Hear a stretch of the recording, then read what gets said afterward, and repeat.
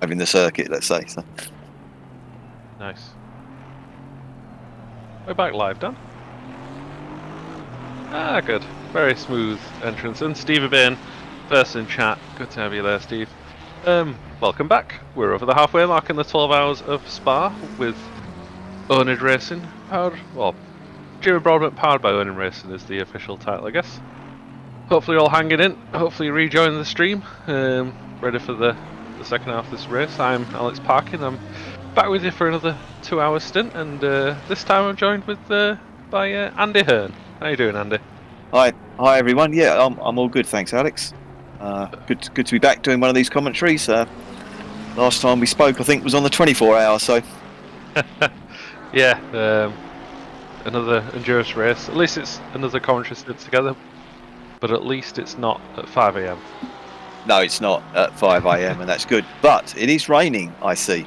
Exactly, yeah. As Dan just pointed out in our ears, the rain has come. Perfectly timed advert break, just missing the crossover point. But as you can see, we've got 3 cars in the pits and probably a lot more to follow. Is it heavy rain, Dan? I don't know if you mentioned that earlier. Do we know how long it's going to last for as well, or is it?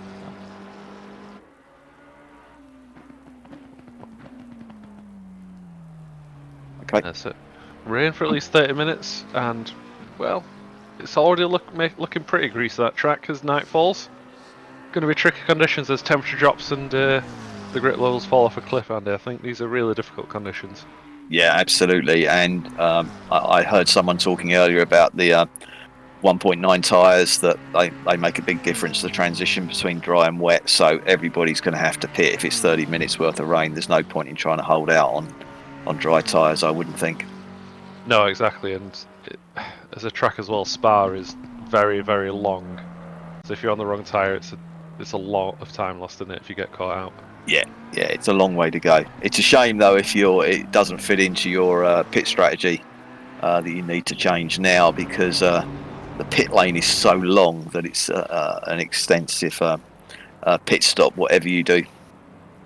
And I'm surprised Stevie hasn't already popped up on the chat telling us how long a pit stop takes here. But yeah, that's a good point actually. There's a master spreadsheet. Yeah, Steve, if you're still here, Stevie, feel free to pop up with that information, or not, because it might disadvantage your team if you're giving away vital information. Few people starting to join us in chat. Next racer, evening to you. Speed Phantasma, hello. Paul O'Grady, hello to you too. Good to see you still watching, even after your commentary stint. And of course, Ben22 Racing, livery man. Good to have you in stream. Hopefully, stewarding's not too stressful. Steve, we were wondering what the time loss was for a pit stop at Spa. I said I knew a man that would know that. A man with a spreadsheet. Yeah. Speaking of time loss at Spa, look at all those cars in the pits. There's 2, 4, 6, 9 cars on this timing screen at the minute with in the pits. So pit lane camera will be very busy. A lot of cars swapping to wets quite early, so I guess that means it's pretty heavy rainfall straight away, Andy. It looks quite heavy, doesn't it? And as I said, if it's going to go on for 30 minutes, the track's going to go wet. It's going to start getting darker as well. It's 20:06 race time, so temperatures will drop at that point, and it takes a long time for the track to actually dry out once you get to that sort of early evening. Yeah, that's a good point actually, because if it does stop raining, then it's not going to be anytime soon that you swap back to dries, I guess. Even with this number of cars driving around. No, that's true. I'd say once the sun drops down and the temperature drops a bit, the dampness can really stay on the track. I mean, I don't know how well QNOS have actually modelled this, but Spa itself, because of all the trees around the circuit, actually really holds the moisture in the track. Yeah. Get a penalty for car 53 for causing a collision. Steve in chat, 45-second loss for a drive-through, which is shorter than it feels when you're actually doing it. But it does, yeah. So you're probably looking around a minute and a half for a tyre change pit stop. Yeah. There or thereabouts. Yeah. So as I say, it's a big penalty if you've just had to make a stop and it suddenly starts raining, or it starts raining. Yeah, The problem, the problem you have though is that if you go out, if you've got like 10 minutes before it's due to rain and you put wets on, you can actually burn those wets out so quickly. Yeah, That, especially since the update, they just won't survive, will they? I think 10 minutes now. No, they won't, and then you end up with no grip at all as soon as it starts raining. It's interesting, but then as Joe getting showed us just a minute ago, if you're on the wrong tyres, you're in trouble pretty quickly as well, because the grip's not there either on dry and wet conditions. No, absolutely, and I say that's why you need to make that stop fairly quick. I would think if I was involved in this one, I would be stopping, let's say. But I believe the Racing Stronger car was on slicks for the whole of the first stint, which was quite impressive. Yeah, because Matt Holman led the race early doors, so that's a hell of a first stint from him. Yeah. They've moved backwards since then. Are they in what position are they? 13th currently. Pat Jelinek at the wheel is a very fast driver, and they've actually worked themselves back up into a top 10 contention. I have, yes, yeah, no, that's good. Yeah, do you not fancy driving this one yourself, Andy? I know you're an Enduro fan and Enduro dad. I would have done, but I've got I had to drive a car up to a place called Dunwich today and leave it there for overnight. So I was going to miss the start, and then I've got to go out this evening at, as I said, 7:45. So I was going to miss the end, so it just didn't really work out to do this one. Yeah. But I'm racing the Moser race tomorrow, SGP Moser race with the oNiD team, Car 9. Myself, Stevie, and Trinket are doing that, and we got Johnny in that car tonight now anyway. So. Oh, nice. Yeah, he was in earlier for his grueling 25-minute stint he managed before rain earlier. I did jump in quickly to their chat, and he said he'd had a long stint. It was hard work. Yeah, it probably would be hard work in these conditions because it's coming down pretty heavy now. But I think his stint was wet as well, wasn't it? So I think he's the rain master at the moment, or that's what he's selling himself to the team. So I can't remember what his exact title was when he mentioned it earlier, but yeah, it was something like rain master. He was there for wet stints basically. Yeah, and so it's gone wet again now, and he's back in the car. So sticking to his job title. He was aiming to try and beat the Racing Stronger car, but they're looks like they're currently about a lap and a half down on them, so it's okay. Halfway mark. A lot of time to make up there, so see how we get to that one. And to keep with Petter at this moment in time, Petter's a very quick driver, as we just said, so yeah, that won't be easy. Yeah, exactly, man. We're following one of the closest on-track battles around at the minute with the 823 Fry Guys car. One of the themes of the contest earlier I had, Andy, was a battle for 9th, 10th, 11th place, and we've got another one for you here. So, Gary Dawson chasing N Wade, 2 seconds down at the minute. So, keep an eye on this one for you. Yeah. Yeah, I mean, the little bits that I've seen so far, there's been some really close battling going on, actually, which is great for such a big circuit. Sometimes it gets a little bit dragged out around Spa, but it looks like it's been really good so far. And there was a big fight for the lead going on as well at one point, with one of the Pulse cars and the one of the McLarens, but I can't see it on the board. And it was the black and 55, was it? It was a lead car who had a wheel issue. Okay. Can't remember what car it was. Punches again, or? No, their actual wheel. Okay. I think it shut down, or the game crashed, or something. Right, so a real life tech issue. Oh, that's a shame. That doesn't look too good either. So. No, we'll have a replay of that one. Leaving the first sector, doesn't it? That's Johnny just did a nice send there down the inside.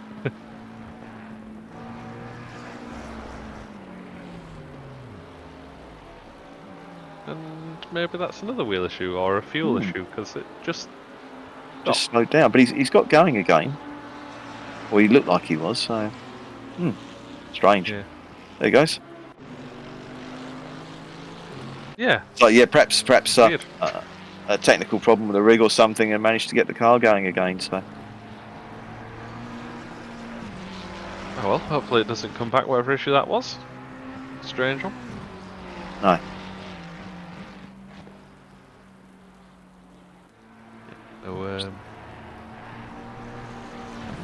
to 21st. Only a couple of cup cars in this one, Andy. Would you consider a 12-hour endurance race in the Lambo or Porsche cup car? One of them has no TC, I guess. Lambo I might consider. Porsche, no.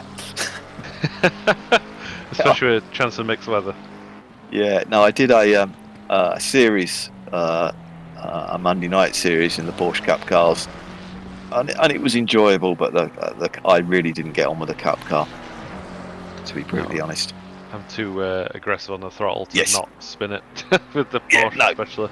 I'm very much the same, and the guys that mastered it were amazing. The throttle control and the amount of grip that they could generate was just out of this world, and I don't have the skill set for that.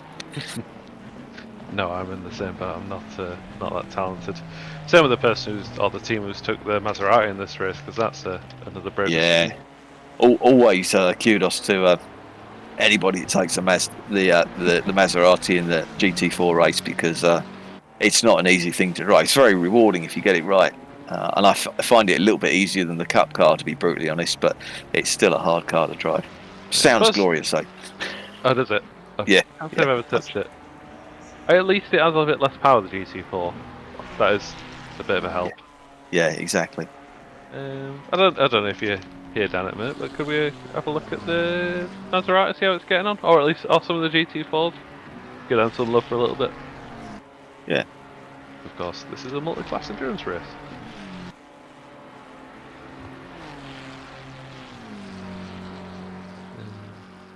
If you just join us on parts of the stream, thanks for hopping over. One of the limitations of YouTube, we can only have, I think it's 6-hour videos, but I can't quite remember. But yeah, we're streaming the whole race, all 12 hours qualifying and a bit of practice as well, so plenty of content for you.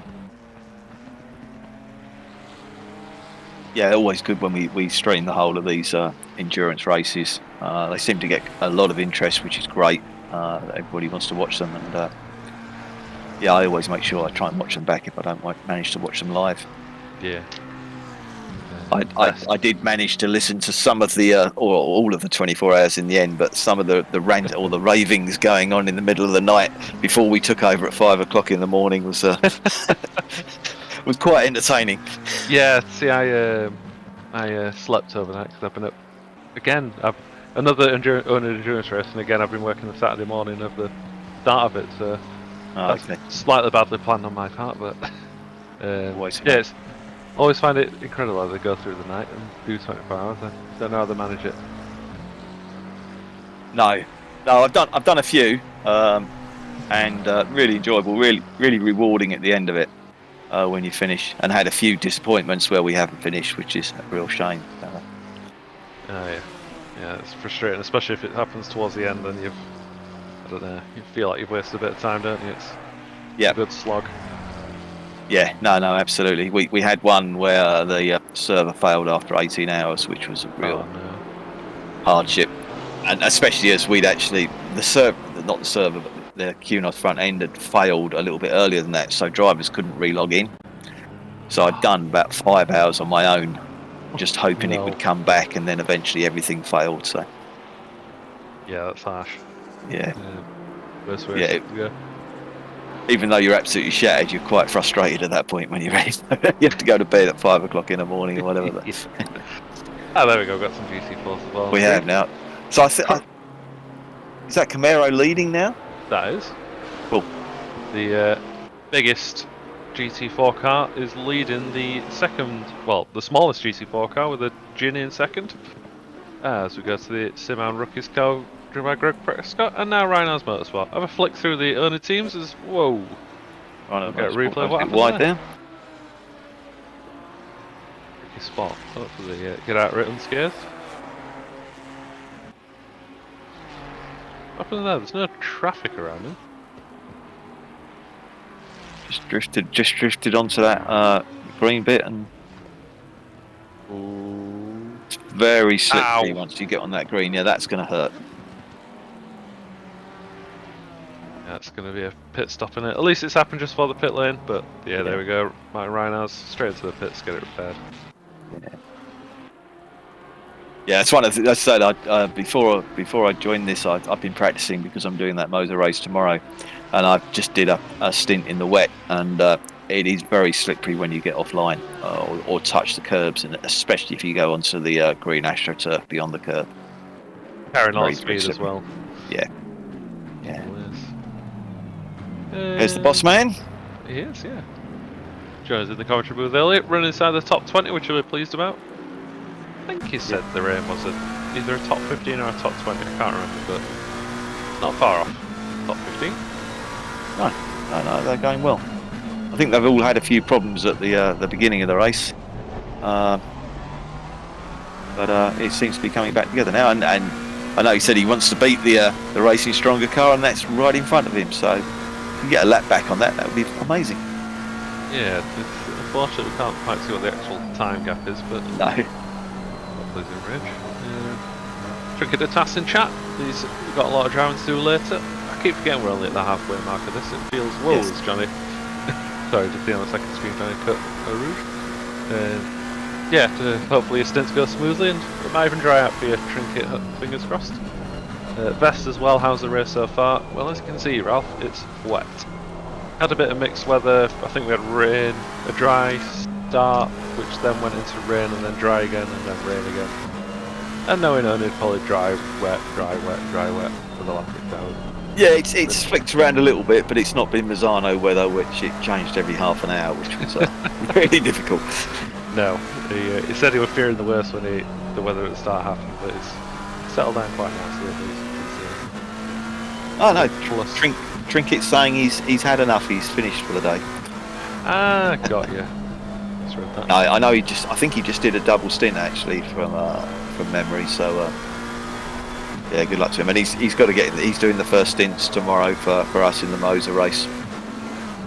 As he's total glutton for punishment this weekend. He's also doing the Sunday League tomorrow evening as well. So he's going to do the first stints, and then me and Stevie will take over thereafter. Sam Page joining as well. Good evening. Hi Sam, how you doing? I did see someone earlier at the end of part 1 of the stream. Someone for Pulse, I think it is. He's driving in this race whilst alternating stints for the 12-hour Bathurst race on iRacing. Which is insanity. That's not going to get confusing at all, is it? Or tiring or anything else. And that's all well and good when you can sort of plan stints and you've got sort of set stint times, etc. But when you get a race like this with changeable weather, etc., then stints go out the window and you have to react to the weather, and you change drivers, etc. So that must be even harder to try and sort of juggle the two races, especially if it's raining in Bathurst as well. Oh, could you imagine? There's Rolania has a look at the inside and thinks better of it. Probably closest battle on track here, 12th and 13th. Oh, they have made contact. Close. Garda's in trouble. That looked like it would be a big impact into the wall. Yeah. Rolania makes contact. And, yeah, there we go. Not really a place you can stick the nose down the inside, I'm afraid. That. I know. Obviously, especially in the wet. Yeah, I know the rear car made impact with the front, but the front car was aquaplane all over the place. I looked at things. Yeah. If we get a replay of it, look, he touched the curb slightly, didn't he? So yeah, he's just understeered onto a curve and ow. That'll be another car making a trip to the pits, I think. Yeah. On the plus side, at least we'll face the route after the barrier, but lost a lot of time there. The 787.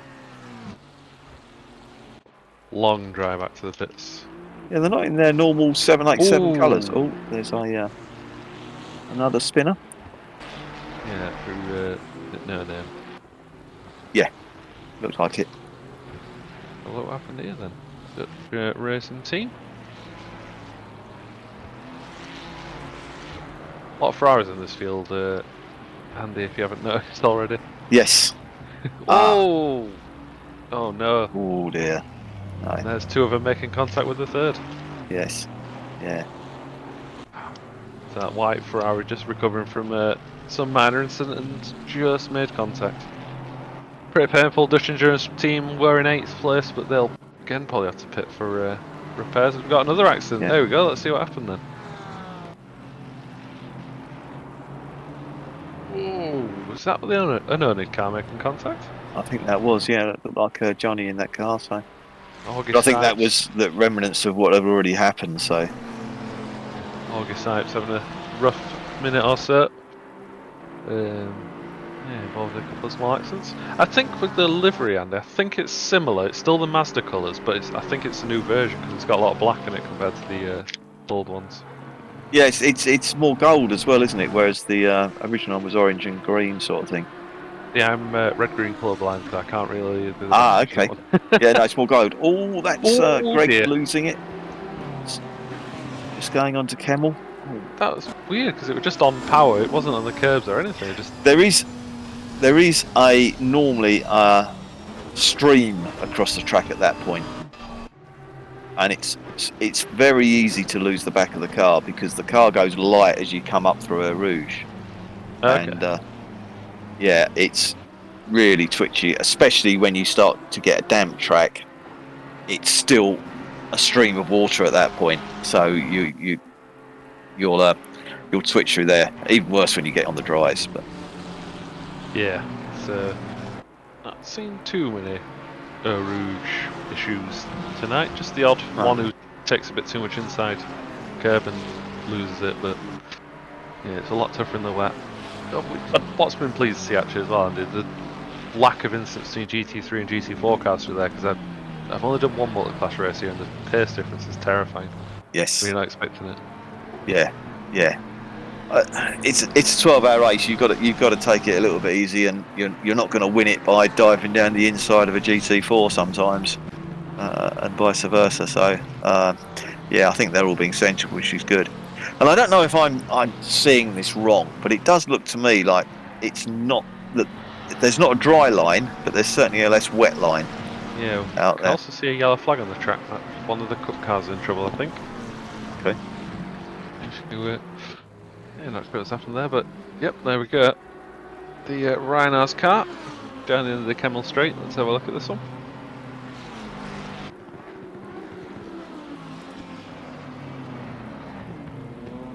Ooh, and yeah, that's a common mistake. Just too much curve on that first part. Does well to keep out the wall and out of the way of the cars. Spin the inside wheel up as soon as you touch the throttle went through there, and away you go. Hopefully he didn't make any more contact with the barrier as he spun it around there. I think it was okay. A very controlled flick spin in the wet grass. Yeah. They're running down in 36. The Porsche Cup car in 29th was mixed up with a lot of the GT3s. I think they were running just outside the top 20 a while ago, but the wet weather's absolutely wrecked their chances of. Yeah, it will make it a lot harder. I mean, the car is generally quicker in a straight line than the Fry guy's car makes contact and manages to keep it. That Camaro's having the time of its life watching that battle go on in front of him. Probably thinking, I don't need this in this moment in time. Yeah, the GC4 class leaders almost hanging with that accident. Yeah, just saying, though, the Cup cars are generally, because they've got less aero and they're slightly narrower, are generally quicker in a straight line. So they're quite difficult to race sometimes in a GT3 because you've got greater pace in the corners, obviously, but not necessarily where you can overtake. But as soon as you get on a straight where you potentially can overtake, they pull away from you. I think many months ago we saw it with the multi-class Sunday League, didn't we? Where the Lambo Cup cars were just destroying the GT3s on the straight, and it did cause some pretty hefty incidents. Yeah, exactly that. Exactly. So, but say these conditions will kill the Cup cars anyway because of the lack of traction control and lack of overall traction in them anyway. Yeah, fair play for the them just being the older team to run it. That's it makes it even more of a bold decision. Yeah, it's a shame that you don't get more classes, but I must admit that I'd be the same. I wouldn't want to run 12 hours in one of the Cup cars, to be brutally honest. I'd do it in a GT4, but not one of the Cup cars. Yeah.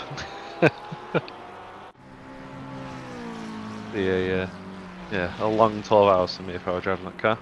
Yeah, recently done some endurance stuff, multi-class in the GT4s. So I've already always stuck to GT3s before, and it's a bit of an eye-opener how different it is, and sort of watching for cars coming behind you and the GT3s overtaking you, everything.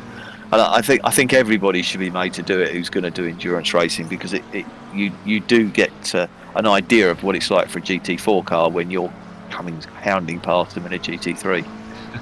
See, I've only ever run the quick cars in endurance races. I did try and run it in the Silverstone Mini Endurance a while ago, but yeah, that people are happy to run the GT3, so I'm like, oh, fair enough. Yeah, yeah, instead in the quicker car. Sampage, their team's been on 3-track warnings for 3 hours now, so that's good going to not get a drive-through yet. Sam, you're lucky you haven't got Stevie in the car. He could get that over the line for you. Yeah, it's although Matt Holman beat Steve to it, so he gets the bragging rights there. Yeah, Pick one up pretty early. yeah. I think he had a few spins, didn't he? Which I don't know if he picked up some track cuts for that or something. Very easy round here to get a track cut. You slightly go offline up through Raceroom Rouge, and it's just you get one very easily there, and then through Lacumes if you're a little bit wide. Yeah, exactly. If you try and extend the track through Lacumes, it's just so easy to pick one up. Yeah. There's like I said earlier, there's a bit of, well, a less wet line forming, but it's rain's going down pretty hard. I'm guessing, Dan, we've not had a graphic on, so we're oh, that Camaro looks a bit poorly.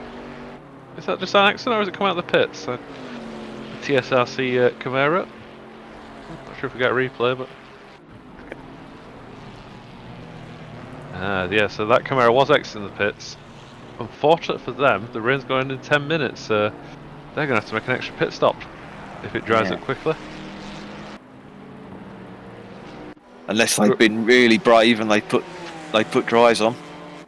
Now that would be brave, especially if it's getting cool and. Yeah, it would be. But the GT4s are a little bit more forgiving on the dries in the wet. Okay. A little bit less power, etc., and the tyres just seem to work a little bit better. But I still wouldn't want to do it. No. So this is the second car in GT4 class we've following Johnny Seville with his Easter egg lovely, shall we call it. He'll be chasing down Sharp in the Camaro. So who's Johnny racing within this car then? Let me get the sheet. Because I assume it's not a Pulse car. No. Bear with me, I can find the crib sheet.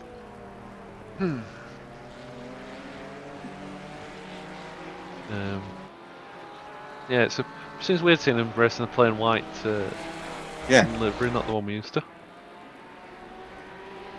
5-2. His team is LFM and Pablo Pipulsa, if I read that correctly. The drivers are Jonathan Seville and Daniel Willems from the Netherlands. Okay. Across the channel team. Yeah, cool. Because that's his new team, isn't it, LFM? So. Yes. Him and a few others joined it recently, didn't they? Yeah. Scrubbing chat, this has been a painful race so far. So, guessing you've had a bit of a painful experience so far. Well, can't remember what team you're driving for, Scrub. I know you're in the GT4s. I don't think he's in one of our cars for this race. I think I seem to remember getting asked if it was okay if he raced for somebody else, but he's in the Simon Rookie's car. Oh, he's in the Rookie's car. Okay, cool. 31. So yeah, the GT4 car. Currently 42nd. Not last. You're hanging in there. You're 2 laps down on 41st, but again, long way to go. Plenty of chance to make up that time. And it's all good experience. It's all experience you're learning. And Exactly. We've all done these races where we've driven round at the back and just got an idea. And the next time you turn up at that track and do an endurance race, it's so much easier.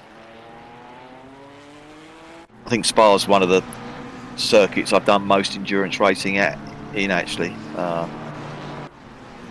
don't know if, just seeing Johnny come back up on the screen. The front of that car's looking a little worse for wear.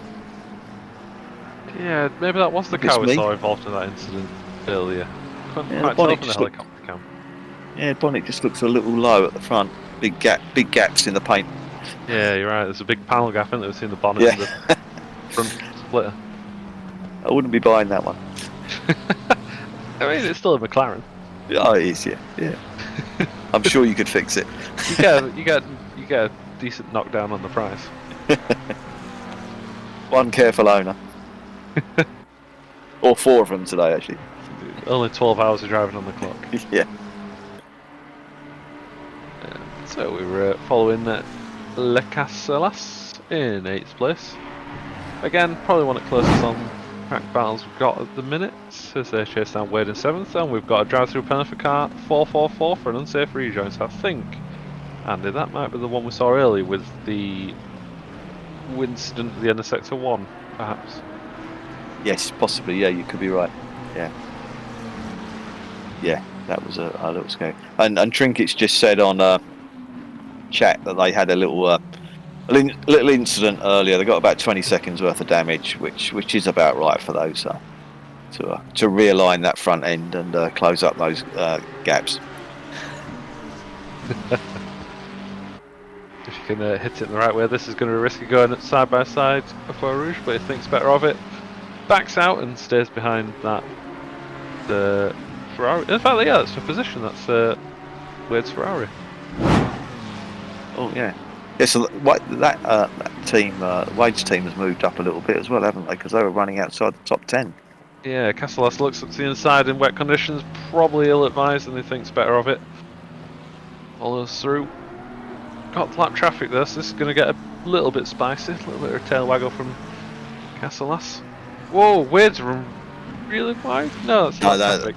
That was that was the Simhound rookie's car. It has let him Castellas up the inside, bit of door banging, but it's pretty legal, so he's got the position. Rubbins Racing. Yes, saw his opportunity and absolutely took it with both hands. The Spanish driver, or presumably out with the Spanish flag on the end plates of the rear wing. Wade, not hanging to his back bumper though, got to give himself a chance going into the bus stop. That's going to be his next best chance to get back. Go on board with Connected Motorsports. There's a couple of cars up in front of them as well. Not sure if they're slower or not, but might get involved a little bit. Yes, it's been a while since we've had a multi-class enduro, I think, hasn't it? Don't come to mind when the last one was. There's an ever-present danger in these races. Yeah. I don't think we've done a longer one for a while. On Friday nights, we've been doing some 2.4 hour endurance races on Jimmy Broadbent side of things, which have been fairly well supported as well. So and they're multi-class. Yeah, I just wish I could make more of them. They do look good fun for what I've seen. Yeah. Just don't quite get a chance to race through the week as much as I'd hope. Wade got a bit close to a back market through the bus stop. Gets through unscathed though, fortunately.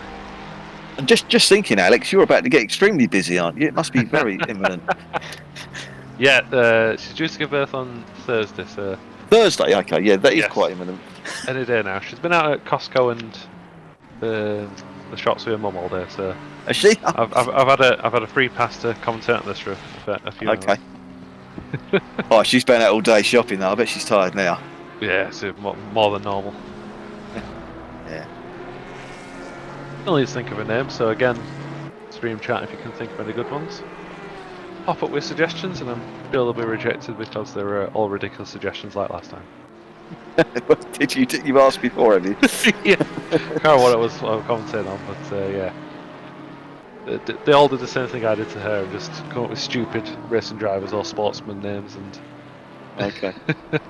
I remember when we chose my eldest daughter's name. We sat round sitting around a pool on holiday. We had a couple of months to go, and just had a names book and just spent virtually the whole holiday going through this names book and shouting names at each other.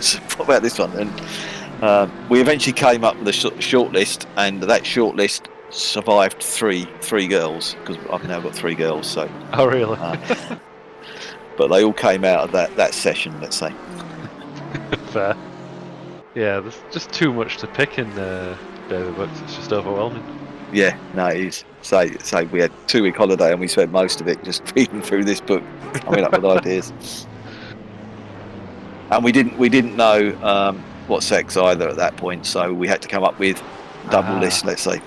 While we've been talking on this, sorry to change the subject. I think the rain stopped, and the Porsche Cup car is in the pits, so they might be taking dries here. It's probably a little early, and probably what we should be talking about, but well, end of the car pitting as well from 26. If they've got to pit at that point, then that's a really hard decision to make, especially with the car with no traction control. Yes, that's my thought as well. Because there, look at that, you can just see the little puffs of spray as they go offline on the start of the track. Yeah. Alex Kingston chasing down Johnny Ashley, the oNiD boss man, who is one of the suggested names by Steve in chat. We'll see about that one. Johnny Parkin. Or Groot. Yeah, so this clutch of cars, 1 pits, 4 of them don't. Another car in the pits there, a Lambo. So there are cars starting to gamble on the dry tyres, but like you say, it's still pretty ropey out there. Look at the puddles offline. You've got to be so careful if you pit now. Dan, have we got at least 30 minutes of dry? 7 cars in the pits now. It's yeah, we have got a period of dry over 30 minutes, as Andy just asked. Yeah, so I mean, I think I'd be giving it, if I had enough fuel, I'd be giving it a couple more laps at least.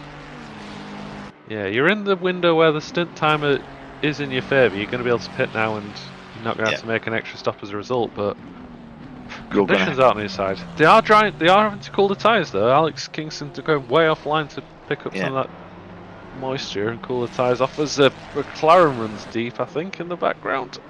Yeah, Johnny just ran deep there. I think he's struggling a little bit at the moment with possibly with the front end damage as well, because they'll be reducing his front end grip. Yeah, will the Rainmaster, self-proclaimed Rainmaster, pit for dries as we jump up to Aidan Carter and they go for the gap racing car. Not sure if he's pitted for dries or not yet, but running well inside the top 10 in 8th. That car has had a steady progression forward. When I was commentating, I think they were battling to get inside the top 10, and now they're well placed in 8th position with a good gap on either side. Good. Yeah, there's some quick drivers in that car. And I assume they're in the new McLaren. The new cars seem to be fairly popular at the moment. I know we talked about there's a lot of Ferraris, there's a lot of McLarens. I'm surprised there's so few Lamborghinis. Is it? They've been going extremely well, especially in endurance racing. So, are they bad in a straight line though? Could that be the problem? I know, talking to Matt Goodyear Scott and Ben, they've been running the car, and yeah, I think they've struggled a little bit in the straight line with it. But I think it's better. It's been improved, but it's meant to be phenomenal on the brakes. Yeah, it really is. It's because I did try driving it in a few, I think, Monday night events, and what was that car? That's just why. takes a wild line through a rouge. Johnny Ashley's in the pits there to get that damage done, and most of the cars that haven't pitted already are pitting, you presume, for dry tyres at this point. Yeah, I was having to be careful racing in traffic on first few laps, not to just rear end someone really hard, because you get a good couple of meters. Yeah, you get a good couple of meters than everyone else. It's and you have the engine brake, which is interesting. Yes, I can adjust that. Yeah. Yeah, I tried it once. I wasn't that comfortable in it. It's a bit too twitchy for my liking. Yeah, I think if the team had decided we were going to go for it, then I'd have been happy to drive it. But it was, if I don't have to, I don't want to. Pull rank and force with something else. Well, yeah. There's always that. But we ended up in Mercedes, which I didn't like much either. So How's the new McLaren? Because that was a little bit tail happy at first, but I think they've fixed that issue, haven't they? Or turned it down. I'm loving it so far. But I started when I first started racing ACC. I started in the old McLaren 720S because it was the only car that really felt like a racing car, and so I got very used to it. So I've done a lot recently in the Aston Martin, and did a recent season in the Ferrari 296 as well, which I still really enjoy actually. But yeah, on Tuesday nights when we do a 1 hour driver swap race with oNiD, which is really good fun if anybody wants to join that. I'm in the new 720S Evo for that, and it's been going really well. Yeah. Very, very good over the curbs compared with the old car. Yeah, which is surprising because very few mid-engine cars were like that until this patch, it seems. No, I totally agree. It's not a Bentley good, but it's good. Well, it's not the size of a house on wheels, so it's never going to be that good. It's not. But no, it seems a very stable car. I mean, it was when oNiD were looking for a car for this race, and Johnny was saying, "Will we do the Aston or the AMG?" I said, "Well, give the McLaren a try." And Johnny was like, "No way, not trying that." Tried it, came back and said, "Yeah, we'll use the McLaren." Which is weird because it has been buffed, but there's still not a huge number of them in this race compared to the Ferrari, especially. No. The Ferrari's not great in its rear tyres over a long stint, so I'm not quite sure what's going on there. Whether it's just a lack of familiarity with the McLaren or something. Definite dry line starting to form though, Andy. Look at that on the there is the back straight. Go on board with Kieran Sharp in the TSRC car, leading the GC4 class. Big Daddy Camaro, got a lot of straight line speed. Doing the job currently, 26-second gap between him and Seville. In a good position at the over the halfway mark. Yeah, I think the Ginny would be lovely to drive down around here, but you'd suffer on the straight. Yeah, just if you can get a tow, it's probably not terrible, but yeah, it's just not got enough grunt, has it? No. I think we did on Tuesday night we raced at Paul Ricard in this driver swap championship, and Trinket, Johnny and Stevie and Sam were all in the Ginetta. And I think they said they were like 20 kilometres an hour slower than the other GT4s down the straight. That's, and they sort of painful. By the time they hit the bridge, which is sort of halfway down, they were revving out. That's a nightmare. So car 44 has now got a stop and go for causing a collision unsafe rejoin. Okay. I thought they got a drive-through earlier, or a penalty, but it now seems to have changed to a stop and go. Don't quote me on that. I may have missed it. I don't know if they didn't take the previous penalty or something, or appealed it. Don't know. Or if it's another penalty. Not sure. I think that's another penalty because that's also a final warning. Okay, yeah, that could be another one then. Also for an unsafe rejoin, unless two happen at the same time, maybe. But yeah, I've had one car disqualified so far. Hopefully, we don't get a second one. Yeah, I did see that earlier, which is a shame. I just thought of your earlier comments there. There was an Alpine coming up through Eau Rouge with a Ferrari following it, and the Ferrari was very well behaved going through. There must be a single line through there at the moment as well with the track drying, so probably didn't have an awful lot of choice, but it was good driving. Yes, especially now it's classic cars pitting for dries. It'd be so tempting just to try and bomb past on the wet line, and well, with the dry tyres you don't want to do that. There's some very twitchy looking cars out there at the moment, which I assume are the ones that have gone on to slicks, and they must just be holding on for dear life at the moment.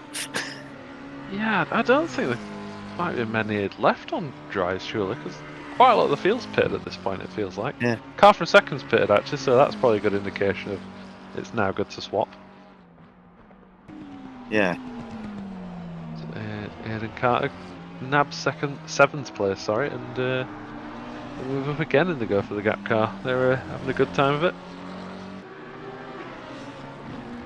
Yeah, so it's obviously not going to rain anymore because Johnny's out the car. The Rainmaster is out the car again, and Sam's back in it, putting some quick dry laps. Yeah, he said earlier in chat he'd had enough of Spa, but he's got 5 more hours of it, so hopefully he's not that sick of Spa. Leader is pitted, by the way. Clapano pits from first place.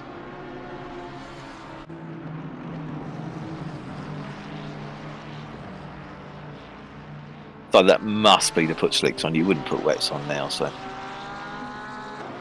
I mean, the fact we've got a half-hour dry period, I'd suggest Dylan put wet tyres on if it was a mistake at this point, because that would be too much of a gamble. And that has been known to happen as well. So. I think someone did it in the first wet period I was on. There was one car just understeering off the track, and yeah, they must have put the wrong tyres on because they just couldn't stay on the road, unfortunately. Yeah. Yeah, and if you've also got to start thinking about pressures because the track's going to be cold now. So if you're going on the slicks, the track's cold, you're going to really struggle to get them up to pressure. But then as it starts drying out, warms up slightly, they could potentially be overpressured. So you sort of need to come up with a happy medium. Yeah, because obviously the teams do calculations and practice and just do anything to get prepared, but how difficult do you find it at this time of day to... Oh, is it very aggressive line through Rouge? That Porsche. How difficult do you find it to calculate for like dusk and like changing conditions and all the most extreme variabilities you can find in the weather? I think I've got spreadsheets that tell me what pressures I should have for each track temperature, but you also need to think about how much the track is actually going to change during that one stint. And as I said, try and find a sort of happy medium. If you know that it's damp and cold when you go out on slicks, you need to run slightly higher pressures. But if you know it's going to potentially increase in temperature by 4 or 5 degrees track temperature over the hour stint because it dries out more and the track goes back to the temperature you expected, and you sort of need to try and hit that 2 degrees in the middle, let's say. And it's a little bit of finger in the air experience. Lucky guess even. And hope for the best. But it is better with 1.9 because it's not quite so critical. It's not critical that you're at 27.5. You've now got that range between 26 and 27. Yeah, I mean the tyre PSIs do vary a lot more, but like you said, there's that way bigger operating window rather than just a couple of tenths where it's fine and then anywhere else it's not, I guess. Yeah, and they seem to work. And I remember watching RS talking about this when 1.9 was released. But if you run a lower pressure, you're generating more temperature in the tyre because you're flexing the sidewall more. And therefore you're potentially generating more grip, but the car might not feel so stable because the sidewall's flexing and therefore the car feels like it's moving around a little bit more. So I think you can get away with when it's cold, you run a slightly lower pressure and you're generating more heat in the tyre than you would have been if you were on a higher pressure. If that makes sense. Okay. So you're generating that little bit more grip anyway. And that's sort of what I've found so far. I don't think it's quite as scientific as that, let's say, but it does seem to... I find that I'm running slightly lower pressure on the rears because I don't mind those flexing so much as the fronts, where I like the fronts to be quite solid so I don't feel any flex in the front. That's interesting. I've never looked into it that much, to be fair. Yeah, it was Aris, and I can't pronounce his second name, so don't even ask me. from Kunos did a a stream talking about all the changes, and that was one of the things he focused on, was the difference in tyres and pressures and temperatures, etc. Yeah, it's yeah. I do like his videos. They're really, really good, but they're just so long, and They are very long. I Yes. don't have the technical knowledge to benefit from 3-4 hours of No. what he's telling me. No, exactly. I can understand some of it. I get confused. Bump stops is one that I really struggle with. Like understanding what to do, or yeah, how to adjust them, or and well, what they do and the effect on the car. Sometimes I'll play with a bump stop and it will work and it feels, yeah, that's better, and it did what I expected it to. And other times I'll change something with a bump stop and it just doesn't do what I expected it to, basically. Yeah, straight. Driver change for the car in second. Javier Marquez behind the wheel, and I think a driver change for the lead car as Cruises behind the wheel. Cruises not a double driver change for Pulse. Still in control of this race between them, as third and fourth in the pits, and they'll have a healthy lead. I guess last highlight the dangers of multi-class racing here, because there's a lot of cars on the screen and only one of them or two of them is for position. Yeah. Ooh, as he gets one. Yeah. Gets up the inside there for that little mistake. That was Wade went wide, wasn't it? So. Yeah. Benefited from a car going wide earlier, Wade, but now he's the victim in that sense. I think the Camaro's about to get a scare as well. Once again going through that corner. Yes.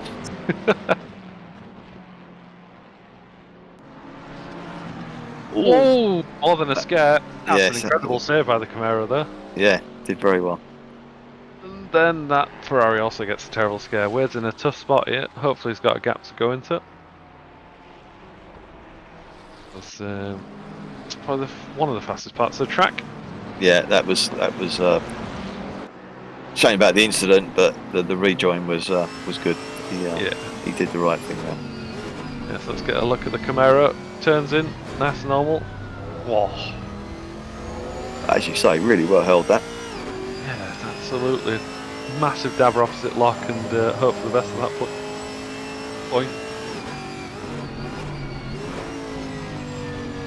Hopefully not too much damage, but that was a big old hit. Yeah, it was. It's a big old car though, it must take some damage, that car. It pretty much is just a NASCAR, isn't it, almost? Yeah. Someone's in the pits, I wonder if that's... I don't think that's Alfonso for the drive, though. That could be someone pitting for... yeah, it's Adam Gardner from 9th, he's pitting, so... I wonder if he stuck it out on wet tyres this whole time? It's now pitting, yeah, could be. But still looks like he's got quite a bit of damage on the rear of that, so I wonder if that was from the earlier incident we saw. I'm impressed if they've managed to keep going from that, because that was half an hour ago or so, I think. Yeah, it's a pretty poorly looking Ferrari, so maybe it's just a damage, and if it is, that's gutting, because they'll have only just pitted for dries, and now they've got to sit in the pit lane and get it repaired. I must admit though, I don't think you can always trust the damage now on the cars. We have seen some instances where car looks like it's damaged, but it's actually not. And they've repaired the damage already. Oh really? That's yeah, weird.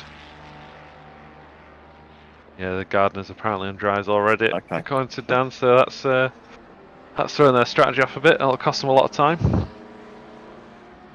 Do you know? I think something that'd be really useful, not for everybody, but at least for us commentators, would be what tyres people are on. I have. Yeah, so they were already on dry, so I don't know if they've had another incident or something, and that's the damage that we can see. Or they kind of run out of fuel if they were on dries, I wouldn't have thought, if they didn't fuel. Maybe, but that'd be a very unusual mistake to make. It's costing them positions though, they're now down to 10th, as the car's having a good run up to 6th. Again, GT3 and GT4 through Rouge. Oh, keeping it very well behaved. That was very brave. Yes. But that track looks really dry now. Yeah, the sun's come out all of a sudden. It looks like. caught the bit between his teeth there, didn't? As he chased down, took Gibson for position. Screen's gone black. And the track already. Okay, cool. That is pretty quick. What about? Definitely less than 10 minutes, I feel. Yeah, that was very quick. Hopefully there's no one still on wets, because they'll be getting a puncture pretty soon. And totally goes against what I was saying about, because it's getting late and the track taking a long time to change over. But you say the sun's come out and it's gone dry really quickly. Yeah. Yeah, it looked like dusk was settling, didn't it, at one point? But it's just the sun's come up again. Weirdly. So we're now looking at first and sixth, just about to lap the oNiD car, which is currently in, I'm just looking for it now, 19th place. Yeah, still inside the top 20. Sam out and behind the wheel. Yeah. There's Dan shows this lovely camera angle of the actual Eau Rouge stream. You can see the sun's not really close to setting either. Yeah, I saw Dan show us this earlier, and I'd never seen that before. Yeah, I didn't. I knew there was a river next to it, because that's why it always floods. But floods at that point, doesn't it? Yeah, I didn't realise it was because there was a literal stream there. Yeah.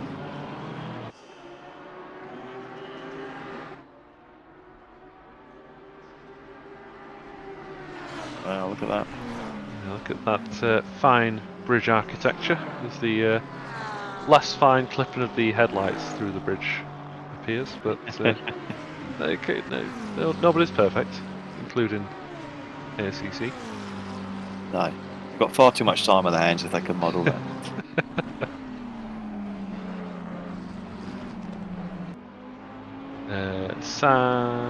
Sam with a good point. A W or D next to the names would be awesome. Or yeah, just some small tyre indicator would be great. Especially in races where there's no mandatory pit stops like this one. Just replace the counter with a tyre indicator. I'm not sure we should be telling the drivers in the race though. That's sort of one of my bugbears. You've got to try and work that out for yourself. But from a commentary point of view, but then we'd share it anyway, wouldn't we? So it defeats the object. That's true. I don't know, Dan, if we've passed the 5-hour mark, if you're wanting an ad break. Sweet. So got lost track of time there, Andy. I know you've got to go out soon, but I have. Yeah. Have you enjoyed your hour on comms? Very good. Yeah, no, I always enjoy a chat on comms. We've talked about the race a little bit, but had a good chat as well. So yeah, no, I'm looking forward to my evening out and ready tomorrow to tackle Spa in a Moser 6-hour race. So yeah. Very nice. Well, in that case, Andy, pleasure having you on as always. I'll chat to you another time, man. We'll go for a quick ad break. Right. Good night, everyone. Bye.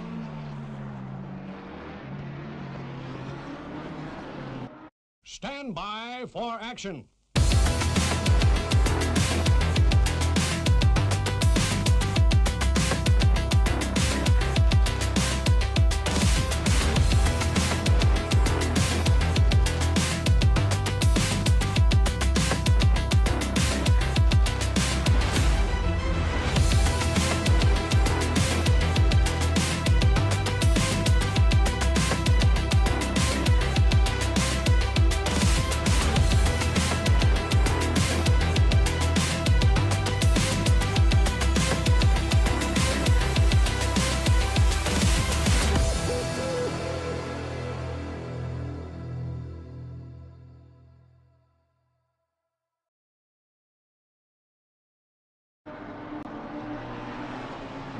And we are back with just under, a shade under 5 hours to go. The rain's gone. That was the last hour's problem. This hour we've got sunset as the weather conditions. And is left in the comms box, but for the next hour or so we've got Mr. Stevie Bain. How you doing, man? Good afternoon, evening. 7 o'clock evening, isn't it? Late night I'm if not- you're at cruise. That's very true. Yeah, I'm good. I'm just chilling, watching the other boys take our McLaren round before getting back in. Yeah, how's your how much driving have you done so far, Steve? I've done 35 minutes, I think.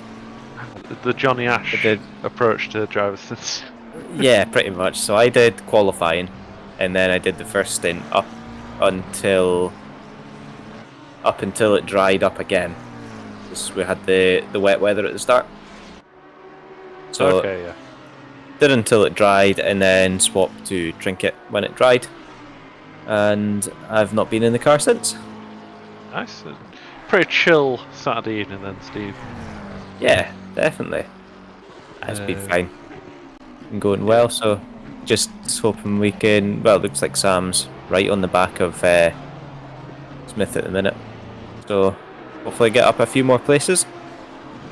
Are we alright to swap over to their car, Dan? What car number is it, Steve? 9. Car 9, yeah. Down in 20th. Up In in fact, 20th. you're a good. Sorry, down in 20th from 6th, up to the dizzying heights of 20th overall. Is that bad? Yeah, you're in a 3-way battle for 20th actually. In fact, you're 21st now. So you're in a 4-way battle for 19th. Yeah. Oh dear. Oh. No! No! That's like 3 and a bit hours of commentary and 1 stream snipe. I'm so sorry, Steve. Get a replay on that one. Yeah, so as we saw, a little bit of a battle going on. Sam's lost 1 place, unfortunately, and is coming into the source. Sticks doesn't defend too much, but that's going to be... Yeah. Unfortunate one. Point. Just... Yeah, Sam was always going to turn in, but... Got going again. Shouldn't be too much damage at least, so won't upset the car too much. Yeah, and 22nd, you've lost 12.5 seconds there, so you've lost a bit of time, haven't you? But like you said, not too much damage, that's the main thing as we go back to that battle for 20th with Christopher Black. Yeah, I'm sorry for the stream tonight there. It's okay. Maybe it's mine because I started talking about Sam in our car Also when I true. came on. So I'll just have to speak about the other 21 people in front of us now. I'll But- take the assist on that one. Oh, there could be a big accident. I don't know how that Ferrari or McLaren front didn't spin out. That was reasonably big contact at very high speeds. Black really pushing for 19th place, as you can see. Wow, Yeah. that was a bump draft. And another And there's one. That was another touch. rear split on this. Mac has taken a bit of a pounding at the minute. I'm surprised his camera's still intact down at Lee Watson. Yeah, Dan builds great cameras in the front of these cars. It's but it looks like there's definitely going to be a move into the bus stop. I wonder, is Smith going to defend the line? Going through Blanchimont flat out. Black is still close enough as Smith gets a little bit of a wobble on. That's a lie. There might still be damp out there as well. So just to the inside, but no, keeps the position for now. Thing is, as well, with this battle, Steve, we've got Gettins right behind as well, who's battling for position. So it's a certified 3-way at this point. Yeah, well, Gettins is a little bit further back, isn't he? He's not the Aston, he's the Yeah, that the purple Ferrari. Yeah. But yeah, with this battling going on, he's going to be right in the tail of them. I always find it incredible. 7 hours, 9 minutes into a race, you've got 4 cars separated by 15 seconds on strategy. It's incredible. Gonna have a run down the straight there. Sorry, Steve. I was going to say, especially with all the rain that we had at the start, being all kind of 30 minutes here and there. But McLaren's got some pace on it down the straight. I suppose it does have a bit of a draft from the cars in front as well, which helps. Ferrari looks good through the corners, though. It's really over the back of that McLaren in the fast sweeping corners. Yeah, I just wonder if Black's going to have to kind of try and figure out where's somewhere kind of unusual I can make a move, given that he is going to struggle to get past on the straight and get a run alongside. It's going to have to be like a good run out of the end of sector 2 down here, or Bit it of could even be GT4. as they're lapping another car like that. Yeah, a bit of GT4 lap traffic. There you go. Look at the pace the Ferrari cars through there compared to the McLaren. Again on the exit, right up to the back bumper and doesn't make contact this time. Not in a position to overtake either, so Sutherland Smith hangs on to 19th. Hell of a battle. Definitely, and I don't know what stint times these guys are on as well. I'm not sure if they're in the middle of their stint, but that McLaren getting a big slide on as they went over the curb. I think we're in a bit of a weird spot with stint time, Steve, because we've just obviously had the transition from wet to dry, so everyone had pitted about 15-20 minutes ago, so everyone will be on a similar kind of time frame, really. So this one could run for a little while, as Gettins has brought the gap from about 3 seconds to 2.5, so he's steadily closing on these two. And that Aston Martin, is it an Aston Martin? Is going to want past as soon as they can, because they must be running up in the top 8 as well.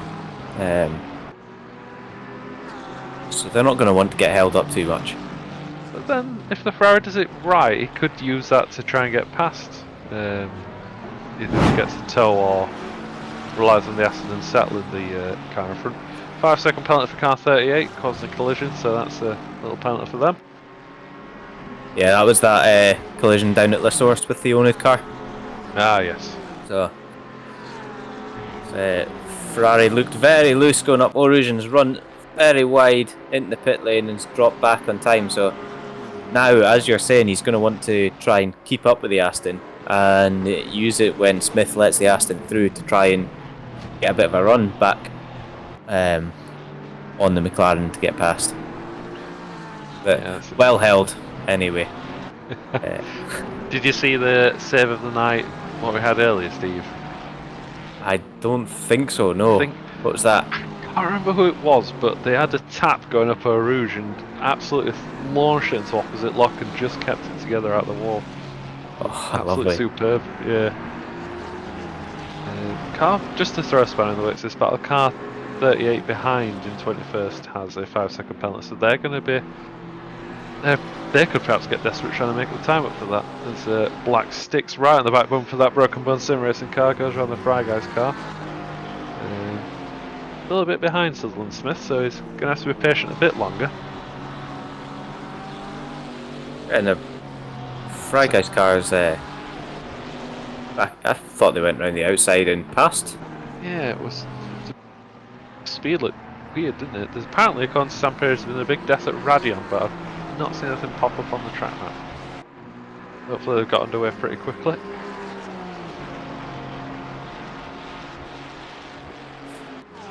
Yeah, Christopher Black Smith is kind of pulling away while they're Christopher Black is sitting in behind the Fry Guys in the BBS car.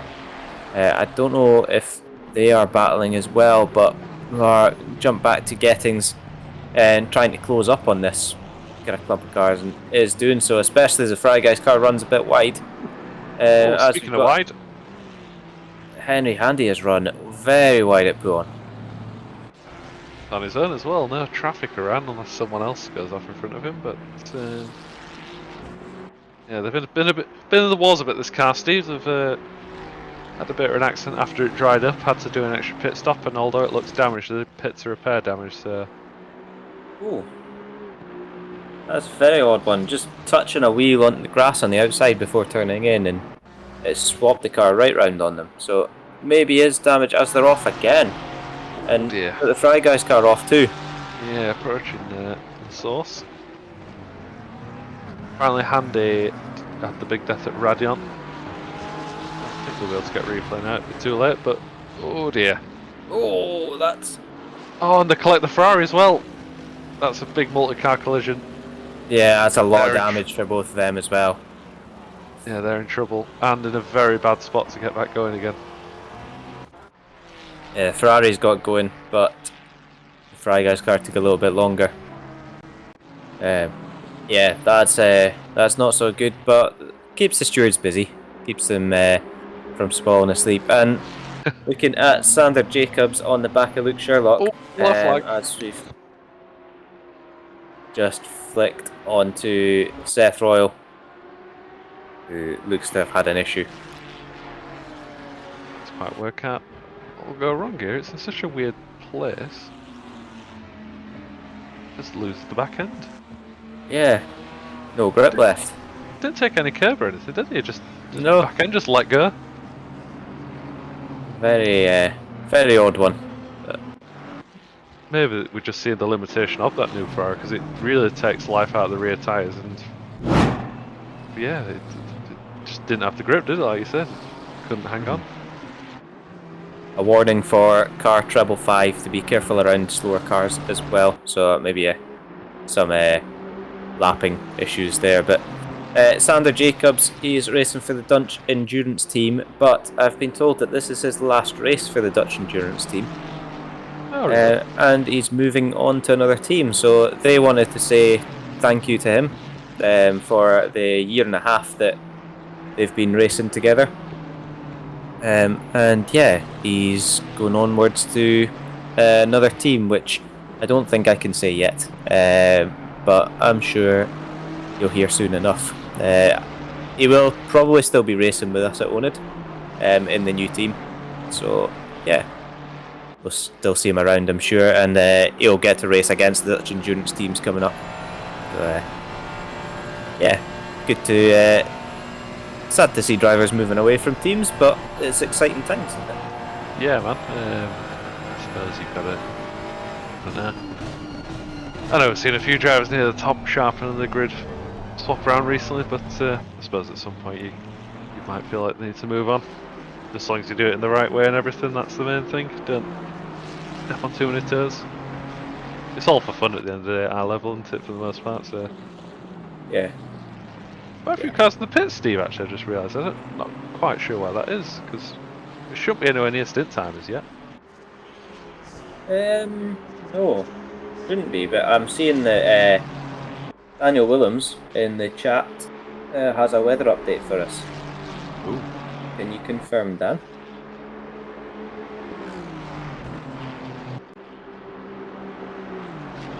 We're looking at heavy in rain. 30 minutes. Is it heavy rain, Dan, or do we not quite know that yet?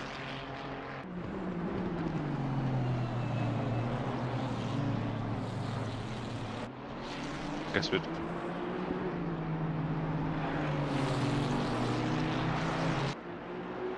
So it's just light drizzle according to Dan doing the cameras. So what do you think, Steve? Is light drizzle, can you stay out and dries now, or is the tyres just not able to cope? I think on light drizzle, so on like a damp track, you are able to stay out on slicks. Be a little bit iffy, and you'll have to stay far away from exit curbs like they're going through just now. That kind of flat, wide curbs with the AstroTurf outside it, really easy to spin the back tyres up, and then you'll end up into a spin. I had that in my first stint, and a couple of other drivers have done very, very similar. But if you keep it on the black tarmac, then you should be able to get round in light rain. But when it does get a little bit heavier, Trinket noticed last time he was starting to struggle quite a lot, and it just was all of a sudden. So it's definitely making it interesting anyway. Just in terms of strategy, I think we've done about 50 pit stops now. At least it feels that way. It's not quite Mazzano levels, is it? But at least Mazzano was quite predictable. You knew in 30 minutes it was going to change from dry to wet or wet to dry. True. Jacobs getting a good run out of the bus stop chicane on Sherlock. Sherlock is going to defend, force Jacobs to the outside, and going to try and get the switchback cut back in. Almost exits alongside, but that Aston actually had a good drive out of the hairpin and will make it up through Eau Rouge and Radion. Ferrari, will it be able to keep with the Aston on pace? As it almost looked like Jacobs cut the corner there. Yeah, pushed it on track limits, didn't they, with that one? But it's because it's been flicking from dry to wet constantly as well. it's really difficult for the track limits, because the track limits work by judging off of your best time. So if you're on a, but then it changes slightly, so it isn't, if you are in the dry or in the wet and then it turns dry. No, other way around. If you're in the dry and then it turns wet, it doesn't mean you could cut it just because it's wet and therefore you're not as quick as you are in the dry. There is some sort of factor that's applied as well. But if you set a really good fastest lap and then get damage, for example, then the track limits generally doesn't give you any penalties because you are going slower overall. Okay, that makes sense. But I think it resets each time you pit. So when you pit and it's all this changeable conditions, it's really difficult to judge. Well, yes, like you said, especially with changing conditions, that just they really tighten up the wet track limits, didn't they? At some point, because you could just do what you wanted previously. Now it's not quite the case. I think that was just about when I started playing ACC that they changed all the wet track limits, and yeah, it didn't help me at all. As Tyler's just put in chat, Stevie knows what he's talking about, I swear, even though it sounds like he doesn't. It's what it is. I know what you're talking about. It's like information overload. That's what it is. And I think we've got a change for P4 as well. McCord has got up past Tuck Gibson. So that's Craig Winter in chat saying, letting us know that. So one more spot and they're on the podium. Yeah, that. I know we've had a bit of bad luck with people disconnecting on our endurances partway through, but we've had some really good battles for podium positions all the way through the race so far. It's been pretty great. I think I've had about 3-4 change of position for the podium, like outside of pit stop as well. So really going back and forth this one. I've seen a penalty flash up for the Fry Guys team for defending under blue flags. So I don't know if that was when they were in the battle earlier, although it wouldn't have been, no. So I'm not sure when that was, but they've got a penalty, but Daniel Lindblom's now in the car again. And I'm sure he'll be trying to make up that time. Yeah, good driver Daniel. Very bravely took the Maserati round in the special race on Thursday, didn't he? And won the GC4 class there. By not pitting for 90 minutes in a Maserati with no TC and no ABS. Absolute hero. And some mad lads have taken the Maserati around for a 12-hour race, haven't they, tonight? So that's another level of madness. They have changed tyres though, I've heard. We've seen them on screen there just now, getting lapped by Jacobs, who is still running really wide. I'd be worried about how many track limits they've got, because I think it looks as if they've cut the top of Radian quite a few times and running wide out of that corner, which I don't know all the names here. Yeah, no, Radion and Bus Stop. And there's La Source and Eau Rouge. Oh, of course, yeah, La Source. And I know No Name. I know the name of No Name because it's got No Name. Maybe that means I don't know the name of No Name. Yeah? It's like, I don't know if you saw it the other week, but there was a question on the chase where the guy didn't know the answers, but pass, and Brad liked to pass the question, and the answer to the question was pass. So Bradley Walsh like, correct, and the guys just stood there like, huh? It's like, there's no idea what's going on.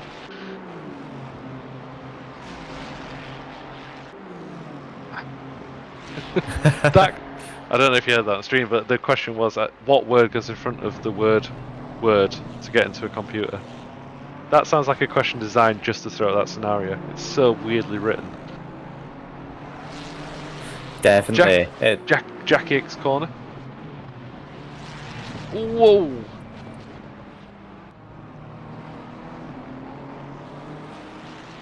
Okay. Yeah. But there are a lot of speakers on that corner then. If you've ever been to Spa. It's where they do all their political, like, speeches. That's why it's called Speaker's Corner. Yeah, makes sense. It could be legitimate. Up on the hill, see? So you can get Yeah. a good look down over the crowd. A natural amphitheatre. RTO McCord P4 Let's Go from Craig Winter. Is that the team name, RTO McCord? Oh, the driver name's McCord. Yeah, so it looks like Henry Handy's right on the back of Sam Roughton now. Well, in the back of Sam Roughton now. Give him a little helping hand down the straight. So Henry Handy trying to get back up after the issues that you were mentioning. Is going to look to get a move done going into the bus stop. It's really close and dives to the inside, but brakes a little bit early and then makes the send. A little bit of door rubbing, that's fine. Yeah. We'll make that move stick. As we have Bruce Dartnell who's taken over from Gettings. Whoops. Oh, That's P7 resetting to garage. Oh no. Oh no. That's the pulse car in second. Yeah, P2, massive impact. Bonnet's flapping open. I mean, if we could get a good full replay on that one, but it'd be grand. But it looked like a massive Eau Rouge or Radeon problem. yeah. I think that's what happened there, Steve. And that looks like damaged steering from the Mercedes as well, judging by how hard it was to get back on the track. So that will be a definite pit stop for them. Yeah, that's broken. Let's see if we can get a replay from the Pulse's perspective then, but that could be a result decided. That much damage. We'll be getting on board if we can. Because it's the blind corner. See, you can hear there's a yellow flag, but you don't know where the yellow flag is. But with the Aston, sorry, that when you Aston, said you could hear a yellow flag of everything, you could hear him waving it. You've seen how furiously they wave flags in this game. You could hear it flapping. Sorry, But Steve. yeah, the yellow flag probably didn't even trigger by the time, because the BBS car had only just crashed. Oh. Going up, he's going to see absolutely nothing, Oh. and then sees the car and Oh no. hammers the brakes on to try and avoid, but you can tell that steering's absolutely ruined. The alignment. Oh really? Already went Yeah. into the back of them as well. Like, the worst part about that is his best option would have been to go directly at where the car hit the wall because he bounced so far across. But Yeah, it's it's a bit odd. that's a very good rearview mirror Yeah. if you look at that on the stream. I don't know if Dan, you could hear that, but Dan, if you look at the rearview mirror, that's showing the pit lane. For So some that's reason. that's the live pictures of the rear view mirror. So the rear view mirror obviously doesn't conform to going into a replay. So they have made it back to the pits, judging by that, and they'll get that fixed. But that's going to be very difficult to hold their P2 with the amount of damage they're going to have. Well, unless the leaders have some other incident as well, you're probably looking at just the time loss from this alone might put them out of contention for the win.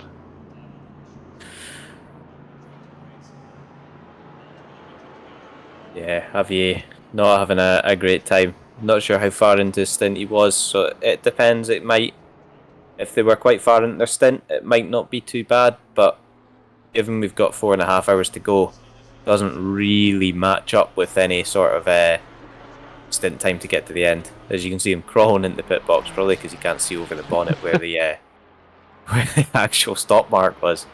Yeah, bad news from the Discord. The only ST is out of the race. That's the Lambo Cup card gone. I'm not sure what happened there, but that means we've got our first class winner. The Porsche wins the Cup class. Yeah, and it does look like Kirosh has jumped up into second, and McCord in the RTO Racing team BMW is going to pass Marquez as well to take third. So a real shame, as there is cars everywhere on the track here, as the Cup car and the KTM come together in amongst it all.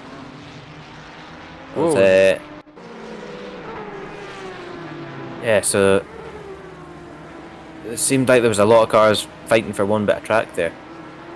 We'll see what happened in a replay following the Porsche Cup.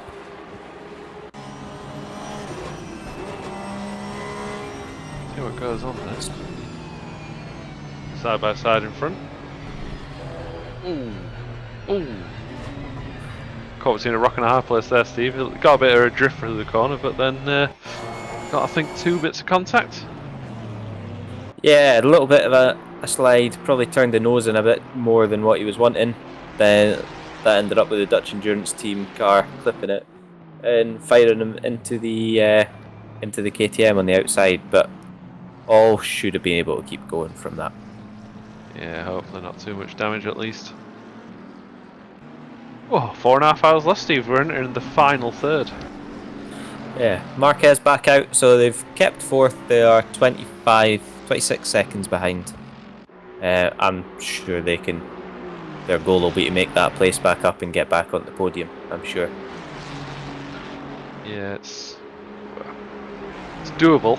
There's enough time, but they've got to be incident free. Henry Handy looking all over the back of the car in front of him. Rodriguez in 20th. Has to back out just for the corner there. And we must be due rain in about 10 minutes, would think, as well. It seems like it's been a while since it was mentioned. Still, okay. It's still showing 30 minutes, so it's not hit the 10-minute mark yet. Yeah. But it won't be very far away, I'm sure, from that. Yeah, not much time at all. Yeah.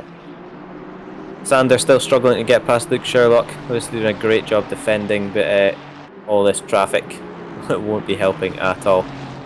The oNiD rookies there's a lot of traffic. Getting stuck as they've come hit. together. That other oNiD car did well not to spin. Is that the amateur series car? Yeah, that is the amateurs GT4. So, it's looking very tight as Ash Coupland's joined in on this three-way as well. All got very messy for a second there, didn't it? Cars all over the place. Yes, it's definitely woken the stewards up. we've had a bit of issues as Marquez is back in the pits. So you got to wonder what's happened here, because they only just came out the pits last lap. They put the wrong tyres on. Have they not put any fuel in? That's a good question. I don't know. Did you say he needs to do another stint in the other race? Yeah. Surely you'd realise and you would have driver swapped for the damage. It's a terrible way to cost yourself the race, I guess. Yeah. Kingston right on the back of Daniel Lindblom as well. Who is 18 seconds off of Santo, so it's just the two of them in this battle for the time being. And trying to get past the McLaren in front. Not sure which McLaren that is, but a lot of close battles on track given we're 7.5 hours in. Spa's a very big track as well. Yeah, I suppose that's what you want in endurance races, isn't it? The big track, just to give a bit of field spread. You don't want to be tripping over each other on Brands Hatch Indy for 12 hours. Or 24. Could you even imagine a race like that? That'd be crazy. Yeah, there's some tracks that endurance, or at least multi-class endurance, just don't work on. But if anyone's willing to give it a try, I'd love to take part. Oh, that was a disconnect. A desync. I thought that was the pulse car going straight into the wall. It would be a nightmare 10 minutes from if that happened and then they stuck it in the wall. Especially without any outside influence. Yeah, definitely. So, Alan Drake Crew's now in the lead still for Pulse and the Lambo. Have they got a lap on Kirosh, or are they just have they just crossed the line? I don't have the live timing up. I know they had a good lead, but I'd be surprised if they had if they picked that lap up. Like, not too much time.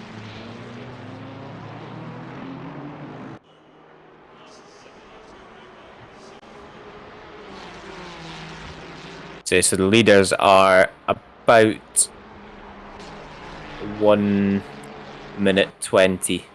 No, 1 minute 50 ahead. So they're 30 seconds off of laughing second place, and that would be something special. Because we're having quite a few little glitches, but hopefully that all calms down again. Yeah, we're a good, pretty good first 7 and a bit hours, aren't we? It's been quite settled conditions. Hopefully they come back quick.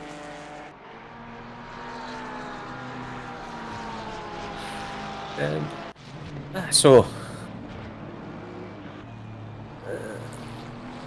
are you racing tomorrow, Alex? I am, yes. I think my knee's fine to race. Give it a go at Monza. Looking forward to it? Yeah, we'll see. Let's sell for a good result where it's not spoiled by the road users, shall I say. Decide on turn 3 whether you're enjoying it or not. Yeah, exactly.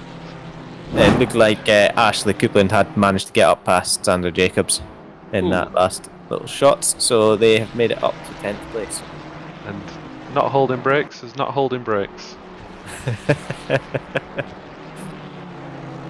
I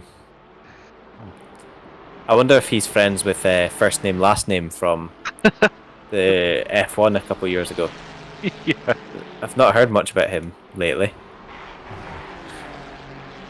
Yeah, I'm sure we'll find out what that one's about in a minute, but there we go. Car 17, 30-second penalty for not holding brakes. That's quite a hefty penalty, actually, that's Steve, isn't it? 30 seconds. Yeah, that's a fair whack. It's the can't see where they are on the standings, but yeah, 30 seconds. It's either it was a really, really bad an instant, or they've had multiple penalties already, because the penalties are based on one, the severity of an instant, but also how many penalties you've had already. So it's to try and, if you've had 2-3 penalties already, you really shouldn't be still putting yourself in places to get more. So it's a deterrent for that, to try and get people to be a little bit more careful when they're racing. So yeah, that's going to hamper their race quite a lot. Yeah. As Henry Handy cut that a lot there. I was watching Stevie Bain getting a drive through. Oh, Sandra Jacobs is off. Yeah. And there's another car off as well there. There was 2 yellow flags, so we'll see what's happened. Has someone lost it going up Radiant and collected?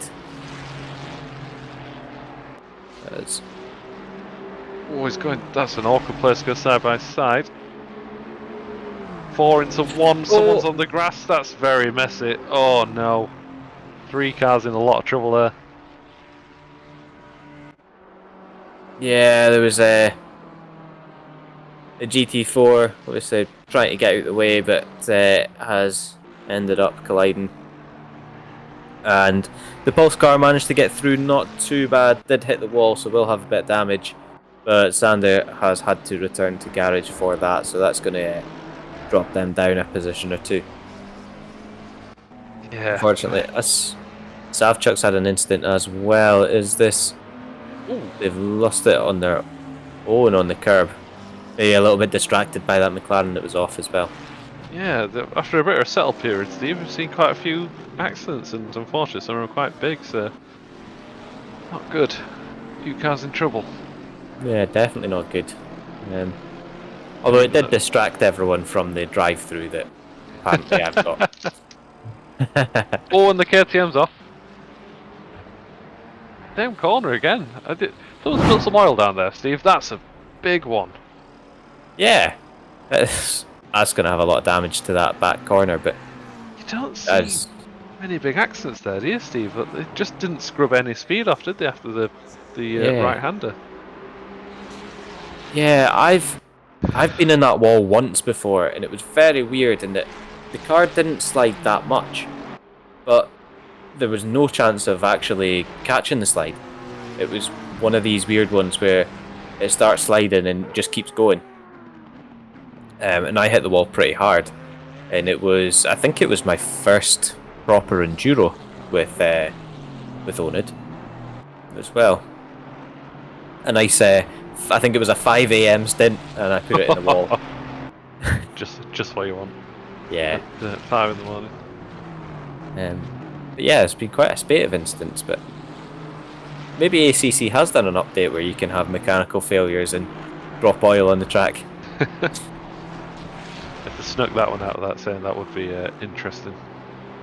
Definitely. It would be. But look for the red and yellow striped flags. Slippery surface flag. 181 has been given a 5-second penalty for forcing another car off the track. That is Rodriguez that's driving it at the minute in 20th place, who's just in front of Henry Handy that we were watching previously. So we're getting a lovely view in that. Spectator's obviously not bothered there's a race going on because he's just staring into space.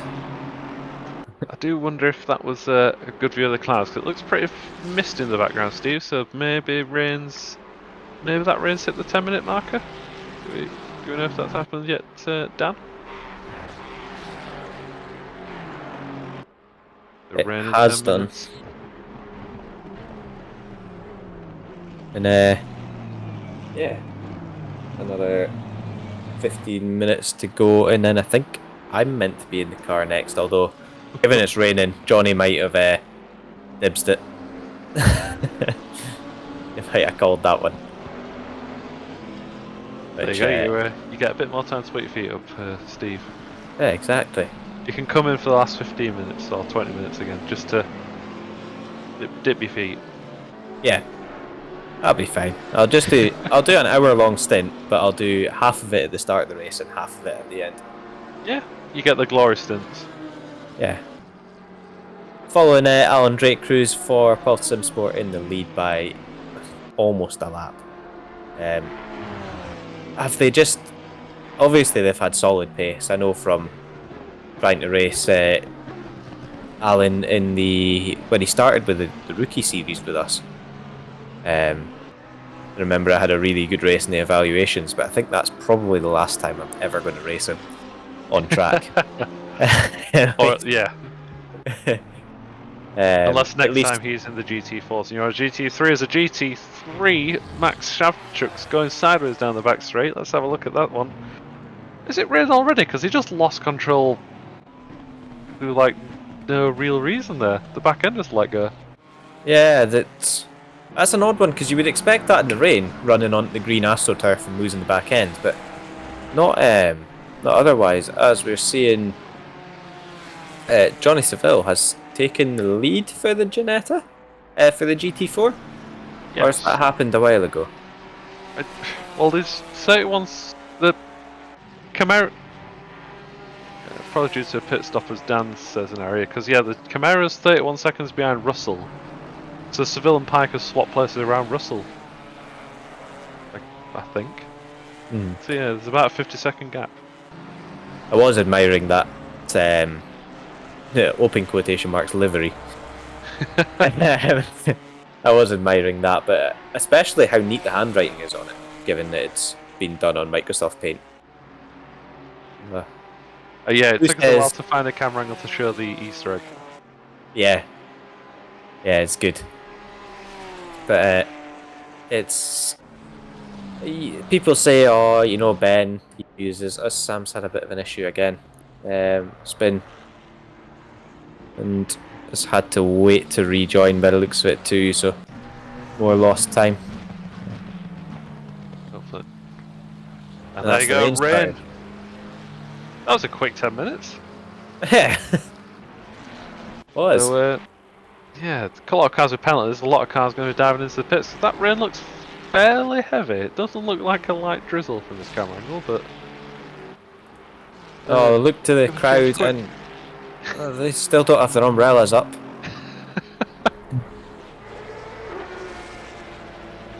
I mean, if you're basing your strategy choice on that, Steve, you're probably in trouble. 24 hours of dry tyres.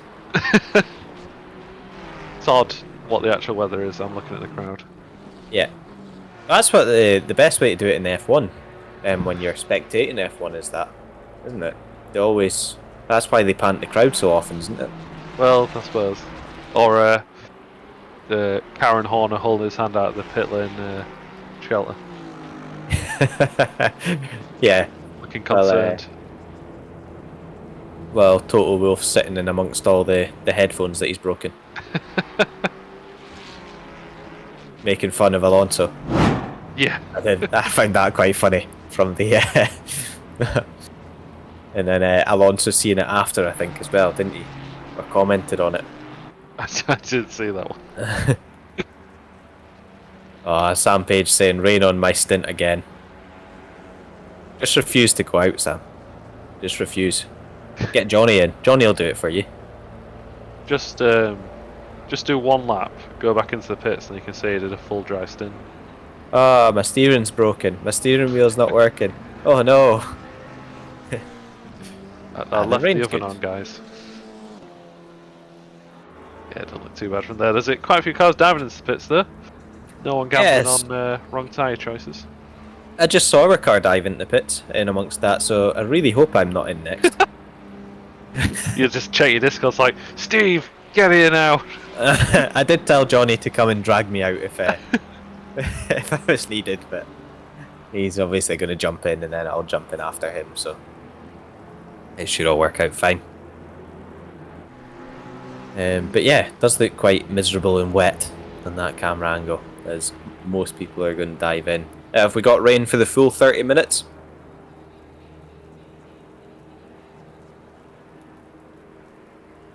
And Stan checks that, he has confirmed that we do have 30 minutes at least of rain. So it's going to be an interesting one again on tyres to pick, because in the first rain stint, right at the very start, there was a few drivers that did really well on the dries. Matt Holman for one.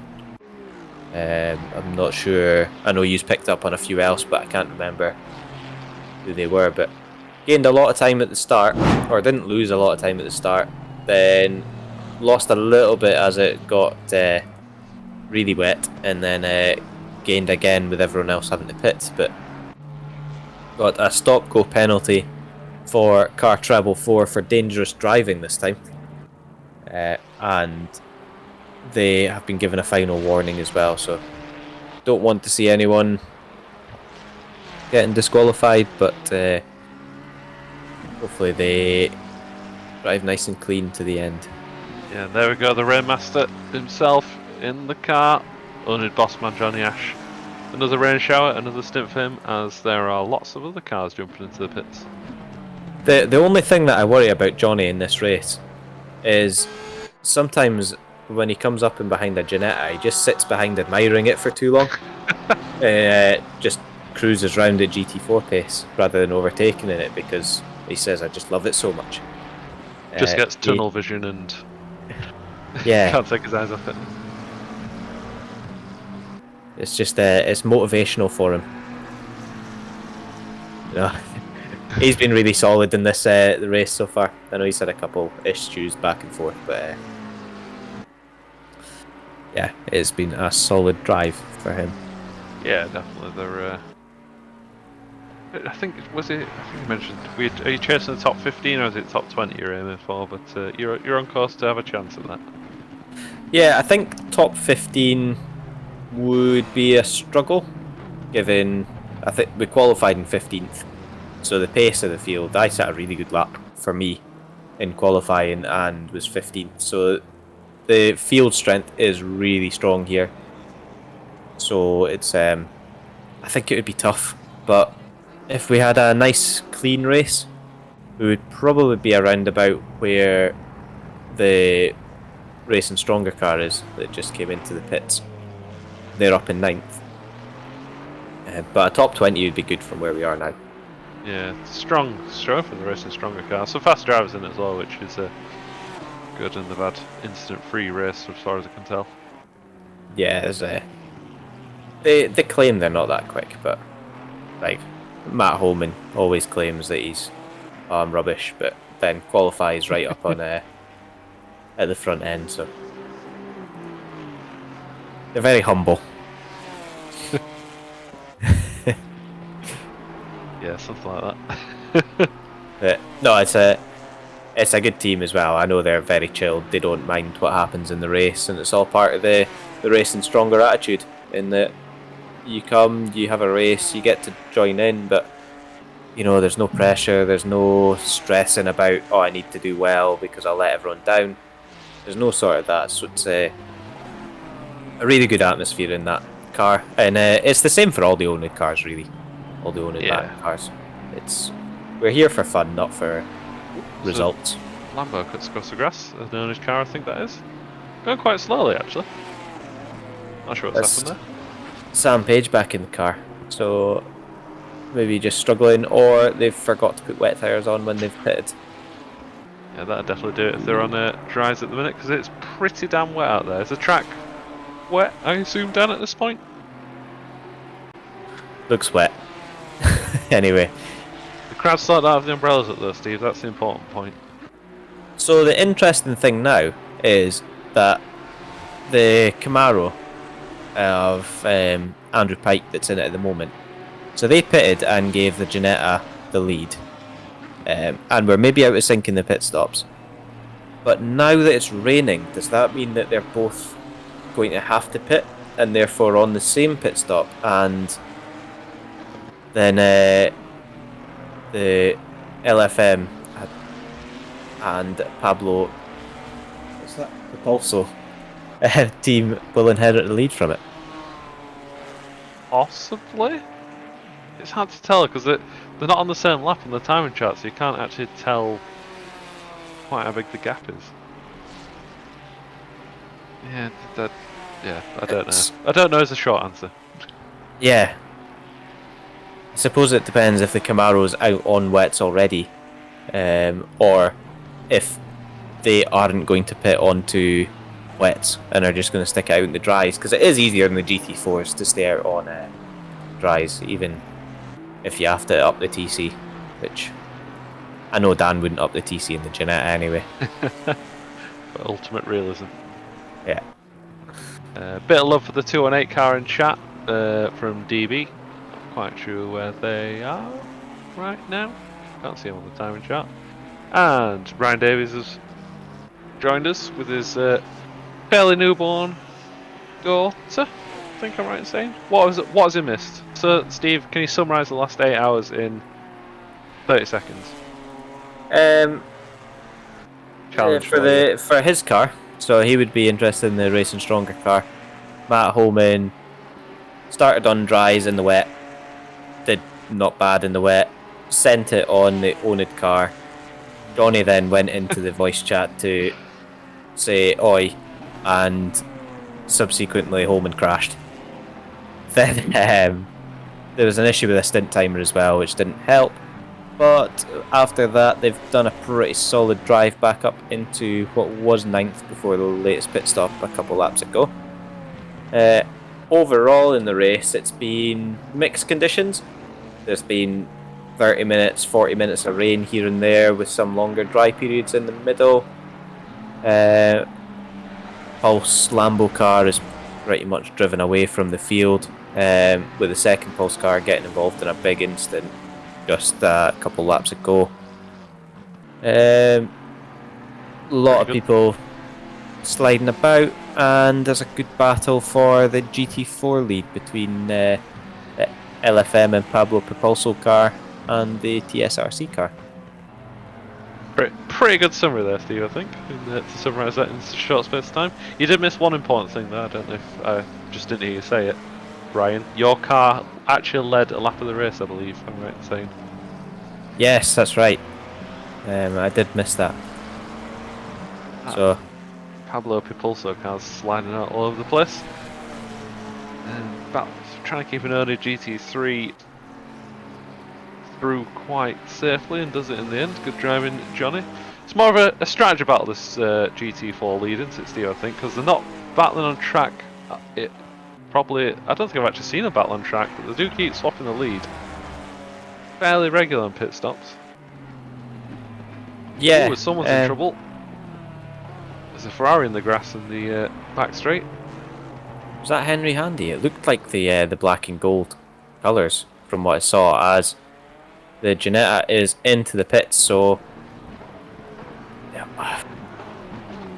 It's Callum Back actually that's in the McLaren that was off, but Back on track, at least. hey. And back into the pits with a lot of front end damage, so I think, Dan, if might be too late, but that looked like a big accident. We've got Kyrgios for in second place into Ferrari. There's that dodgy puddle at the top of the kink on the Camel Straight, which we just saw him go through slightly sideways. It's It was, but someone else had an issue with that one and went sideways into a wall as a result. I know someone who had an issue with it and went sideways into the wall just after he came out the pits on dry tyres. But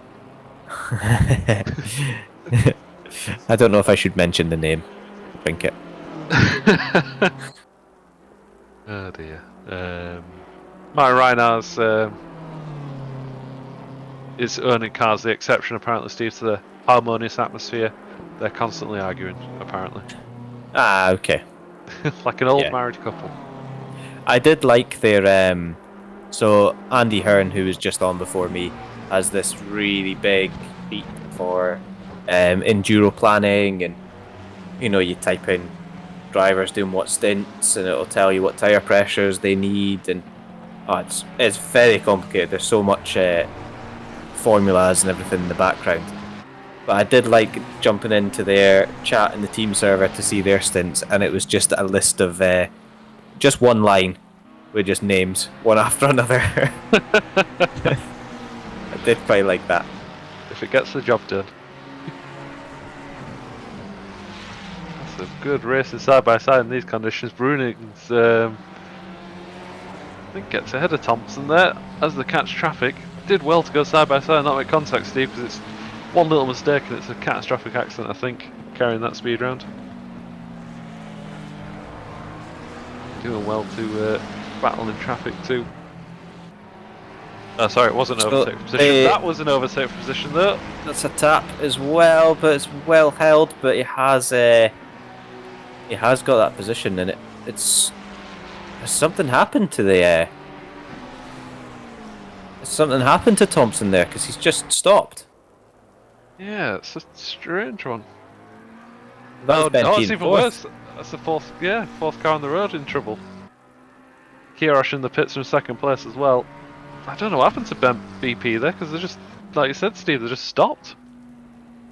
Yeah, I wonder if they had an issue with pedals or something, and no, that's maybe why they got tapped in the corner before, because they unexpectedly slowed down.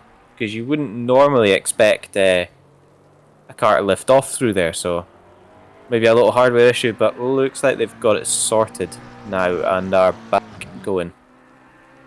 Yeah, we've seen it with the previous endurance race where the race leader dipped out due to a technical issue and cost them the win. We don't want to see it again, because it's just the worst way to lose, isn't it? When you've put so much time and effort in. Bit of a lag issue there as well, and the hairpin. Yeah, I don't know if that was just on their car as well, because we've jumped on with Samuel. Gazier, is it? Gazier. In the Porsche Cup car. This must be absolute torture in the Porsche Cup cars in this condition. Just as soon as you get to a corner exit, Steve, top gear, and then you can floor it all you want. Just stay in sixth the whole time. Yeah, all around out of corner. Yeah. I did miss the Racing Stronger car earlier. Omen was telling me that they had an issue where their stint timer, they were just about going to make it into the pits. They then just got caught up with some blue flag cars, lost some time, so didn't make the stint time. As Jan Taborski is getting going again, has got going. So they got a penalty for ignoring the stint timer. Whoa! Oh, that was a big hit as well. So doesn't look like they've got a flappy bonnet at least. It's the tea drinking racing car in a bit of trouble. Oh, and we've got a bit of lag issue as well. Oh, and they've went off again. Just slipping. Wonder, might be that they're still out on slicks as well. I can never remember which one the slicks are, if it's with the yellow or not on the tyres. Yeah, but slicks are yellow. Okay. They're very brave carrying slicks on for this long in the rain because it's very wet now. It's standing water in a lot of places. Yeah, so they got a stop. Was it a stop go 30? I think. Or so they got a drive-through for ignoring the stint timer, which is what the drive-through was for Holman earlier. It wasn't for track limits. Oh, really? I did wonder about that. But it meant that he then had to serve the drive-through before his pit stop. So when he served the drive-through, came back out the pits, he only had 2 litres of fuel to make it round the whole lap to get back in the pits again. Oh no! So basically, had to roll down the the downhill section of the track without any power, but did manage to get back without an RTG, which is pretty solid going as well. So it's been, they've had a lot of setbacks, but to be running up in 9th still is some solid comeback from them, and I think they could all be pretty proud with that. Yeah, it's a good recovery, because I did wonder because I was watching quite early in the race, and when SimRacing and Matt Holman had been leading the race, but it was down like 24th, like, what's happened there then? But yeah, that makes a bit more sense now, Steve. Yeah, but we've got a few more people in here waiting for their chance to speak to the world.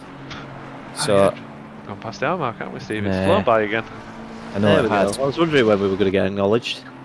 Poor guys, a bit long. Come on. We could just carry this on for 3 hours 58 more, I'm sure, while you sit there and wait. I mean, feel free.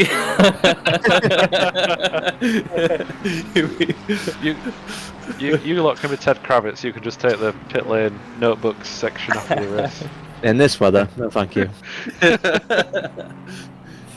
So we're going to take a little ad break. I'm going to leave you as well. I'm going to jump into the car after Johnny, and I think me and Johnny are taking the oNiD 9 to the end. And we'll jump to an ad break, and yeah, thanks for having me. Yeah, it's me done for the race, everyone. So again, same as Steve, thanks for having me. Enjoy your commentary stint, whoever's jumping in after us. So yeah, enjoy the last 3 hours 57 minutes.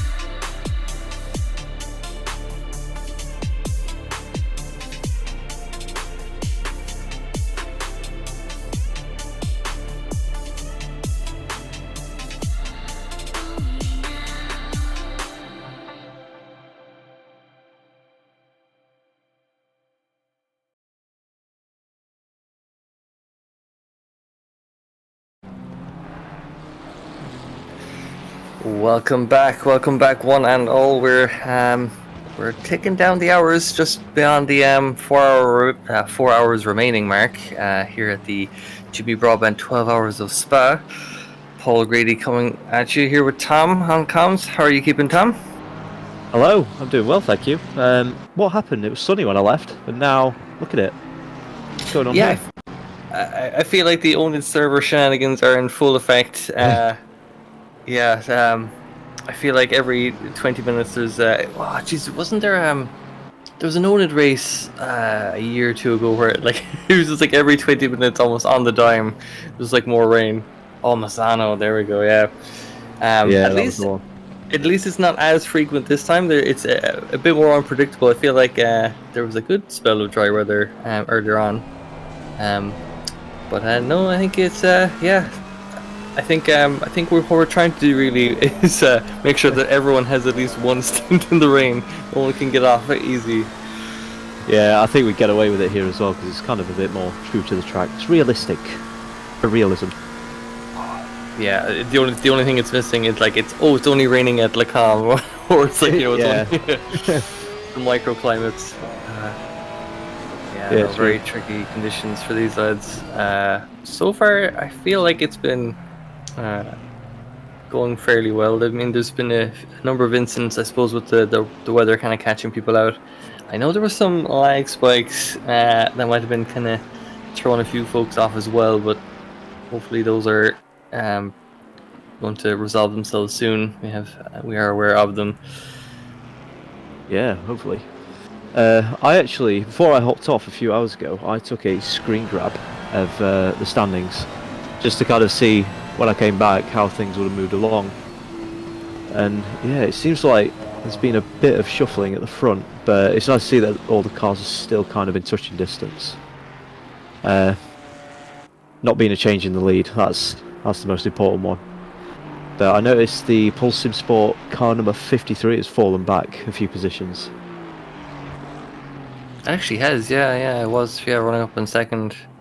Although we're just watching a move here. Is that for position? Oh yes, okay, they got collected already on. That'll do it. Yeah, that's not a good place for that. Omar Rolano just making a great move there on Van der Katsbeek to take P11, ever closer to that illustrious top 10. Definitely seen a few battles in the last few stints for the last few positions in the top 10. As I'm trying to gauge my way, yeah, there's definitely a lot of movement happening as we just have a quick replay here of the McLaren. Just going down into the hairpin after the end of Sector 1, I believe. I imagine this just loses it by himself. Yeah, maybe the inside curb here.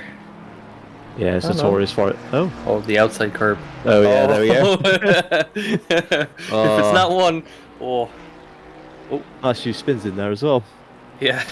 Yeah, that's very unfortunate. I don't know if we have too many VR users, but yeah, that'll get the dinner back up.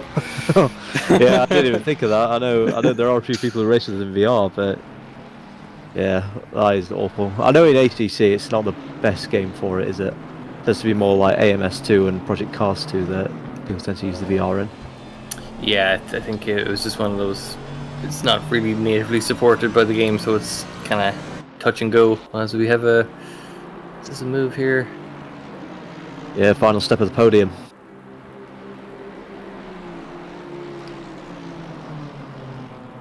So the BMW just dropping back down to P4. So oNiD just making up for last round after getting collected at Radeon.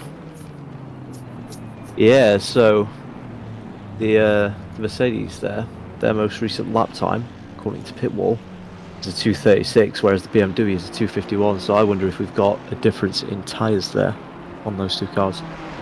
Potentially, but the race leader, the 15 Lambo, has just been given its final warning for overtaking slower cars. I mean, the warning wasn't for doing that, but it was for how it's doing it. Just double check the wording that we had.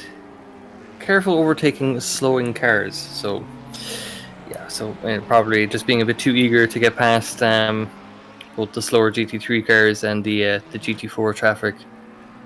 I thought you were going to say final warning for track limits there, and that's obviously the thing hanging over everyone, I imagine, at this stage. Those drive-thrus are a killer. Yeah, especially when the track is wet and, like, you know, you might just want to pit and repair or whatever, take some damage or take some tires, but you can't. You just have to trundle your way up and down the hill. Yeah, it's pretty it's pretty awful driving past your pit box. Probably all your mechanics and your engineers staring at you slowly go past. Yeah, it's an awful pit lane.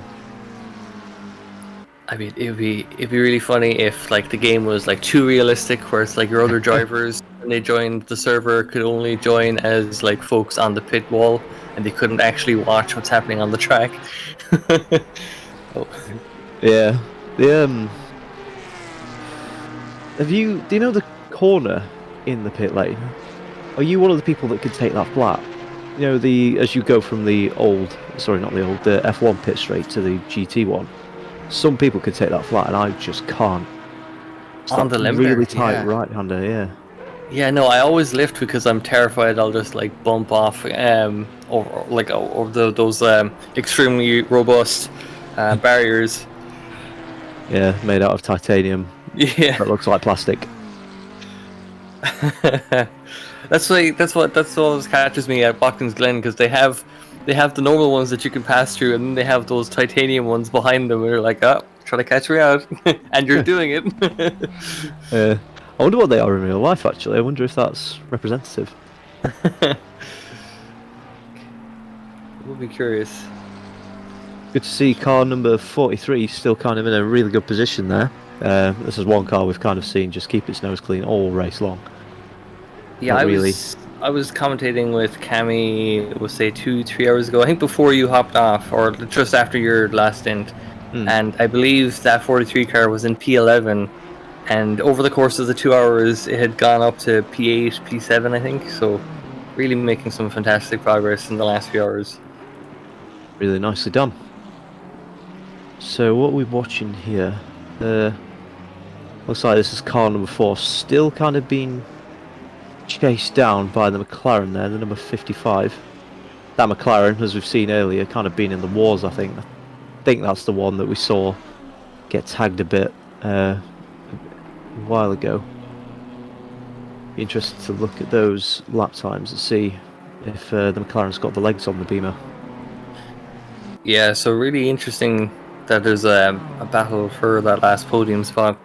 Kind of, I suppose it's kind of simmering at this stage, because we'll say Yee's gotten past Lesser, but certainly that McLaren wouldn't mind a piece of that pie, really, after catching up there now as well. Yeah, I think the pace on this Beamer has really fallen off. I don't know if they're seeing something on the weather system that would indicate when it's ending, but I think what's happening is they're on dry tyres and they are sticking on them. Even when all the cars come screaming past, they really don't want to change the wets. That would be a bold move. But yeah, I wonder if they, yeah, that is true. Like, I mean, it doesn't look like they're on dry tires. It looks like they're on the same ones as the McLaren, but there's a massive pace difference. Is there an easy way to tell if they're on dries or wets? I'm kind of just. I believe from the magical words of Dan that have been ringing in my head, the dry tires have the yellow or white wall, I think.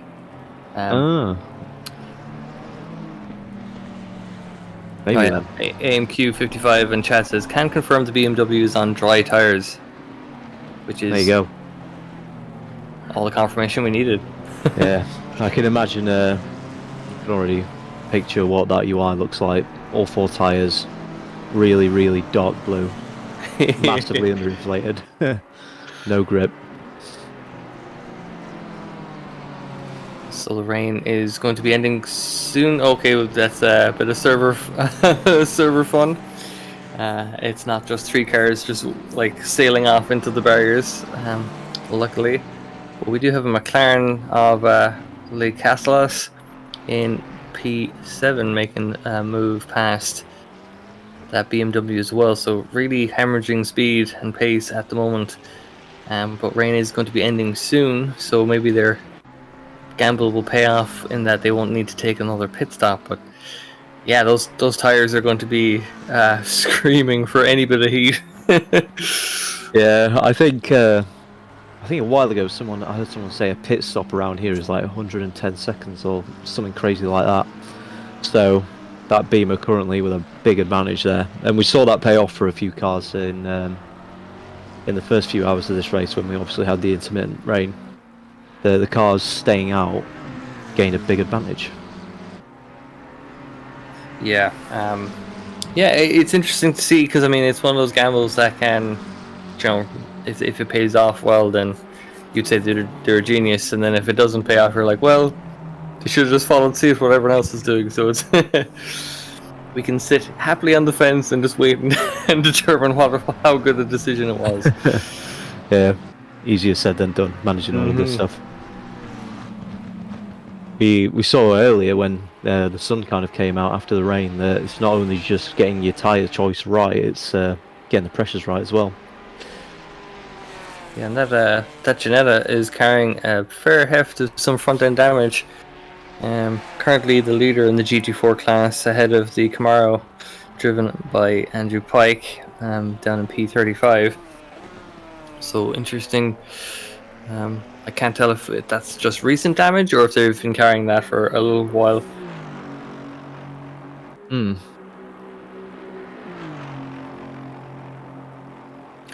Okay. We've got Ipo Ruotsalainen. I'm gonna guess that's a Finnish driver. Very well done. I've seen. You follow enough motorsports, you start to get a knack for some Finnish driver names. We'll say it could be Scandinavian. We'll say we won't just assume. But yeah, P3 spot in GT4 is nice as well. I can confirm though, Finnish. You were right.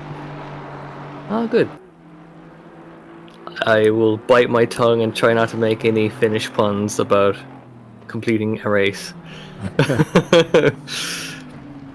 Ben P now up into P4, so yeah, but it's interesting, like, I suppose from E's point of view, if they've taken, or sorry, from the 120 car, the Leicester's point of view, like, because they had they had like track position, but then they've kind of gambled that with the weather, and obviously it's like, you know, you got to roll the dice to get, you know, make those big plays. So we'll see if it pays off for them.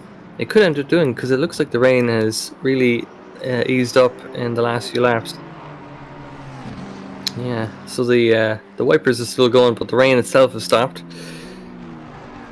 So yeah, it's that McLaren has, I would imagine, only a few laps now to build out that 100-second advantage for the pit stop. Obviously, I don't quite think it's going to manage that, so the drivers in the Beamer are probably feeling pretty good about themselves right now. You could say they're beaming. Very good. But yeah, we'll see if that actually comes to fruition. We'll have to keep an eye on that one. Leighton Austin then down for Pulston Sport in their Ferrari outfit, the number 54 car, currently in P10. They're 8 seconds away from Shepherd in the Aston, just 10 seconds up the road, but they're currently battling away. Yeah. Is that Omar Rolano just ahead of them? Have they gotten past? Or is that just a different GT3? I'm not sure. That's the what is it? Something to do with tea drinking racing or something like that. The Ferrari. Yes. Yeah, number 76.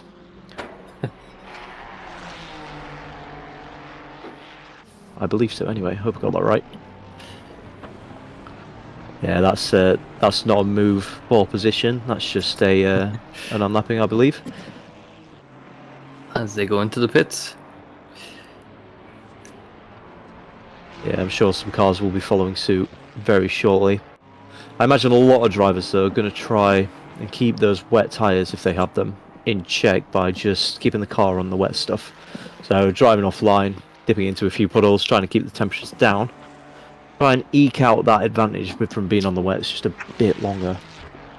Yeah, it's yeah, I don't know if it's easier to do. I feel like there's some I feel like some tracks it's like a lot harder to kind of reach for those damp patches. Like I know Misano is kind of tricky for doing that, but as we have a McLaren in P7 going into the pits already.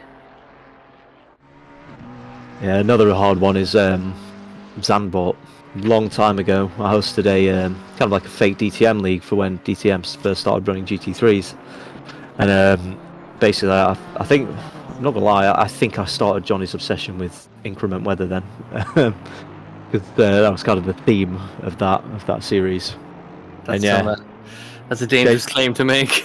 Yeah, yeah, the changeable conditions around Zandvoort was really tough. We're all with like almost like plum-coloured tyres by the end of it.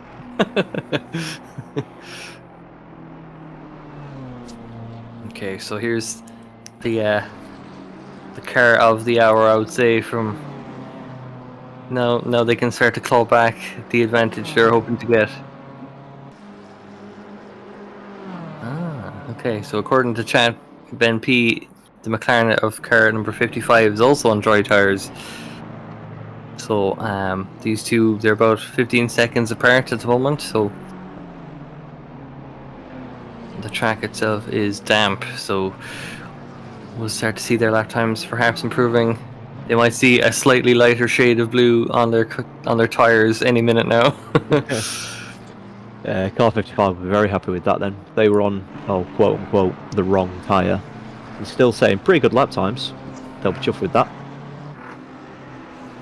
Yeah, and very, very easy to think. Because I suppose that's another skill that you probably wouldn't really think about training too much if you're doing like one of the shorter races when you wouldn't really need to consider doing a strat like that. But definitely being able to not hemorrhage too much speed when you're in the completely opposite tire is a pretty neat trick to have in the bag for one of these longer races.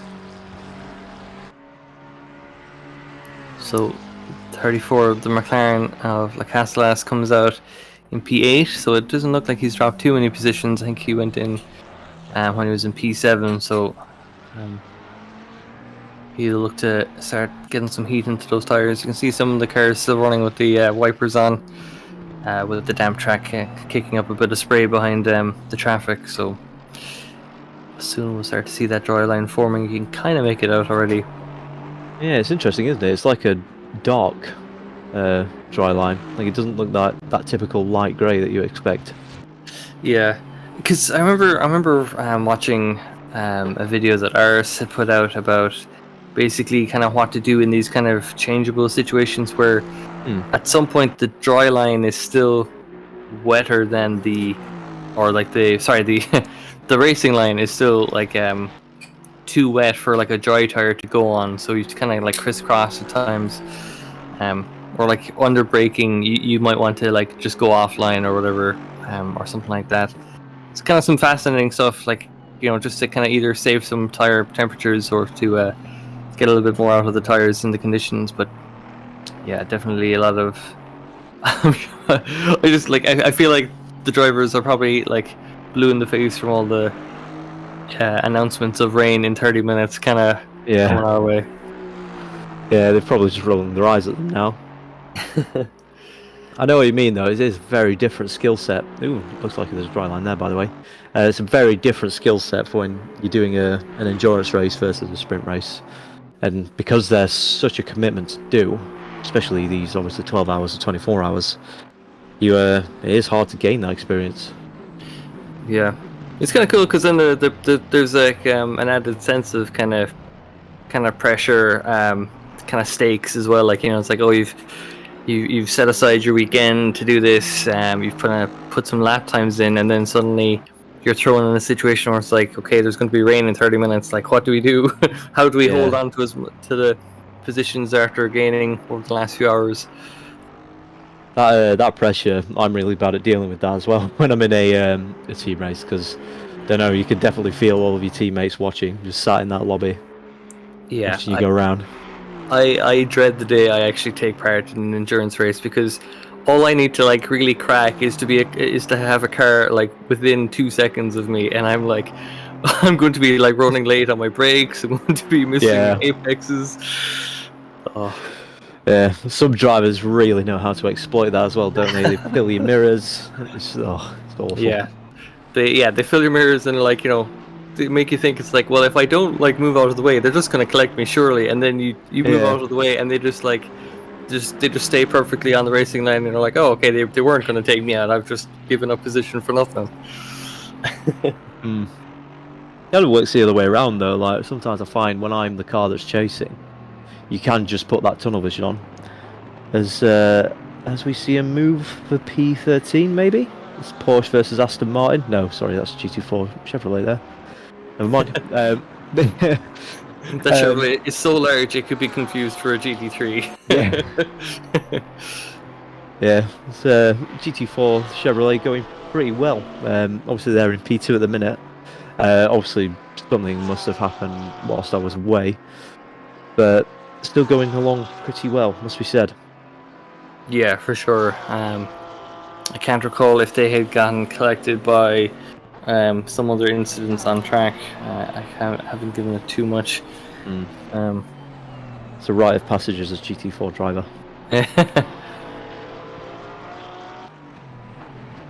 But yeah, it looks like there's a few kind of open positions to be had here between at least 13th and 14th, but also maybe 11th and 12th. As you see, the Aston Martin 229 chase down the 777 Ferrari of Jay Bailey. Yeah, that 777 car has had a roller coaster of a race. I feel like we'd seen it further back. I think as far back as 22nd. And it's been kind of clawing those back up, so it's a great recovery drive from them, because they had been battling with the McLaren that one of the McLarens. They'd been battling for around like P7, I think P8 thereabouts, or maybe it was closer to P10. But yeah, and I suppose that's the other coin, the other side of the coin with the endurance races, is that you do have a lot of time to kind of get back into your stride and kind of get back up to where you feel like you should be finishing. But conversely, it also works the other way. A second loss now. Two cars go side by side through Blanchimont. Very brave. Sorry, not Blanchimont. The other one. I can never remember that one's name. Ooh, Team 777 going a bit wide there. They're on the wet stuff, it looks like, so they're struggling for traction. Yeah, and actually, again with that, the discussion about the changeable conditions, but whatever about the line that you want to take, but like as soon as there's a car either side of you, suddenly you're on a line that you're not used to driving on a set of tires that might not be suited, so any loss of grip could be detrimental. Yeah, we saw. Sorry, go ahead. But yeah, we saw that. We actually saw that exact scenario happen a few times in the. I think it was like the hours I was doing, hour 2 to hour 5, I think it was. Yeah, especially when when GT3s would go on either side of a GT4, stuff like that was bound to happen. Yeah, for sure. So we have quite a few cars coming through Lacombe there. I think they're all GT3s, if I'm not mistaken. Yeah, P12 also involved here. The 229 is P12. It's car 823. The Fry Guys oNiD that's now getting involved. Ooh, as you have a bit of lag there.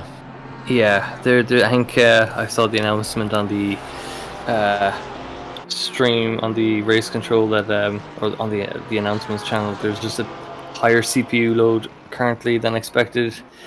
That there's a whole lot that can be done, I believe. So they're just trying to monitor it as much as they can. I think they were kind of putting out the message just to have as few drivers as possible connected at any one time, and so we'll just kind of see how it goes.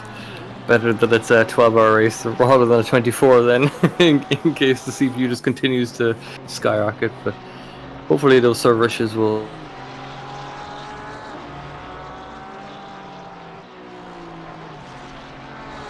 Sometimes stuff like this can't be avoided. Me and Johnny took part in a 24 with ACCSS a few years ago, and that one was really bad. Turns out the server browser went down, so nothing even connected remotely to SGP.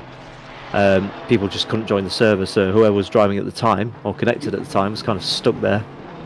And yeah, the kind of longer you make the race, the more you open yourself up to technical problems. I mean, it's not like the world of real life motorsport isn't able to dodge this stuff with the Canadian Grand Prix kind of like having to hold practice because the CCTV network went down. So it's life imitating art. Yeah, that was a very weird thing. I've never heard of that scenario before. It's one of those things you just don't think about, isn't it? Yeah, I think. And then wasn't there some series that was like using that started using Discord for like their race control kind of broadcasts to like other teams and things, just because it's a bit easier to like have folks in different channels to keep an eye on the whole race versus making different announcements. So we have Daniel Lindblom on the Porsche getting past that 777 down at the end of the Kemmel Straight, under braking, getting it done. Careful not to have Tang slap run through the tight corners. Looks Nicely done. Yeah, looks like the move is one that's gonna stick. Tyler Hammer in chat says Le Mans. Le Mans is that a series that uses Discord apparently? I did not know that. Yes, it was. Yeah. So is that like by Le Mans? Does that mean WEC or is that European Le Mans? ELMS.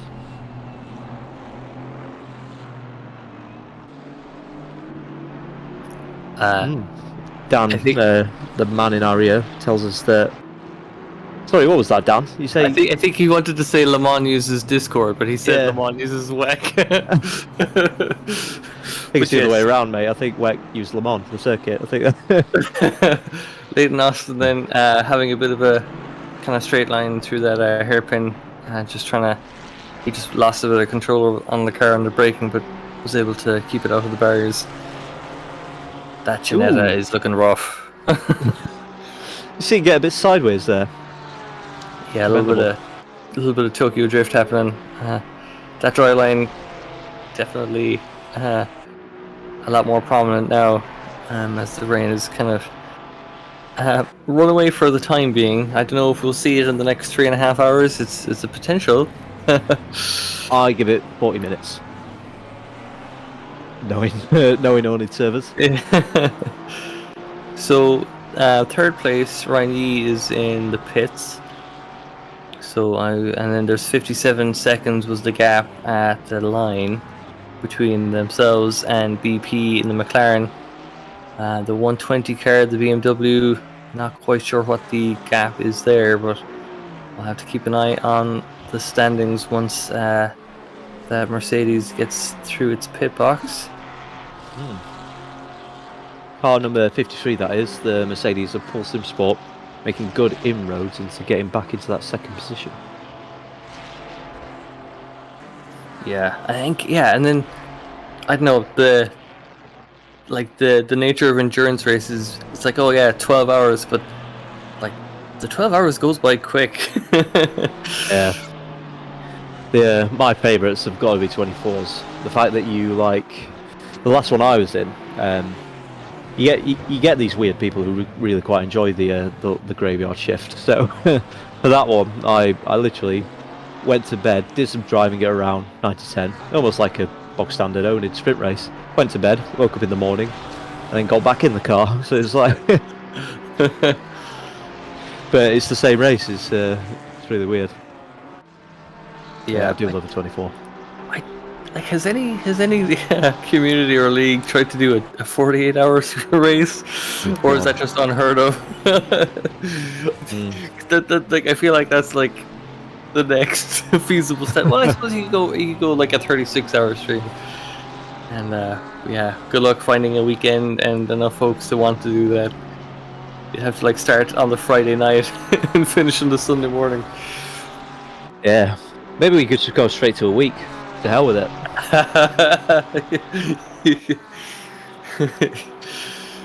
That'll get the streaming hours up. Yeah, there'd be like 2 cars left by the end of it.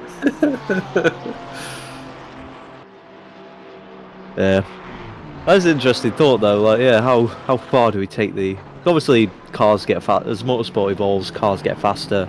Things are always more. Yeah. When does the 24-hour become trivial? Almost. Yeah, I mean, because I feel like you do hear that phrase used a lot, where it's like, 24 hours, just like 24 1-hour sprint races, essentially. 5-second penalty for car number 9 for causing a collision with 327. So car number 9, that's the only racing car. That's Johnny. But if it was Johnny who obviously caused the incident, but that is the only racing car, I believe. And then 327, I can't think of which car that is. That is the. Got my Excel sheet. That is the Scuderia Schiavone. The KTM GT4. Oh, Johnny just imposing some karma, I suppose. Yeah, I wonder if the KTM was putting the pressure on the Ginetta, so obviously Johnny had to step in and Yeah. put that to bed. Apply the God hand. Just The band bumper. so McLaren down in P22 with a drive through. A bit eager, I suppose, with track limits. Once the rain stopped, I was saying as it can be before. It's like once it's like you start getting back into dry conditions. You're like, okay, I can go back up to racing pace, and like I can push it again, and then you push it too much and you go off track and Yeah. get an off track warning. We just finished serving. That's cleared. So our top 24 are all incident free for the time being. Which is what we like to see, especially in conditions like this. To have so few incidents is impressive. For sure. And I can't think of how because I know with ACC the track time, like it's based off of when the race was run. I think it was must have been the 20. I don't know what year it was when they were making the tracks. Anyway, they based on the calendar. So the time at Spa that it's going to get dark was determined from whenever it got dark on the race day or whatever. So I'm not sure when that is in this instance, but the light levels will start to will start to decrease over the next hour or so. So we might end up with some pitch black running towards the end of it. Yeah, good point. I forgot about that.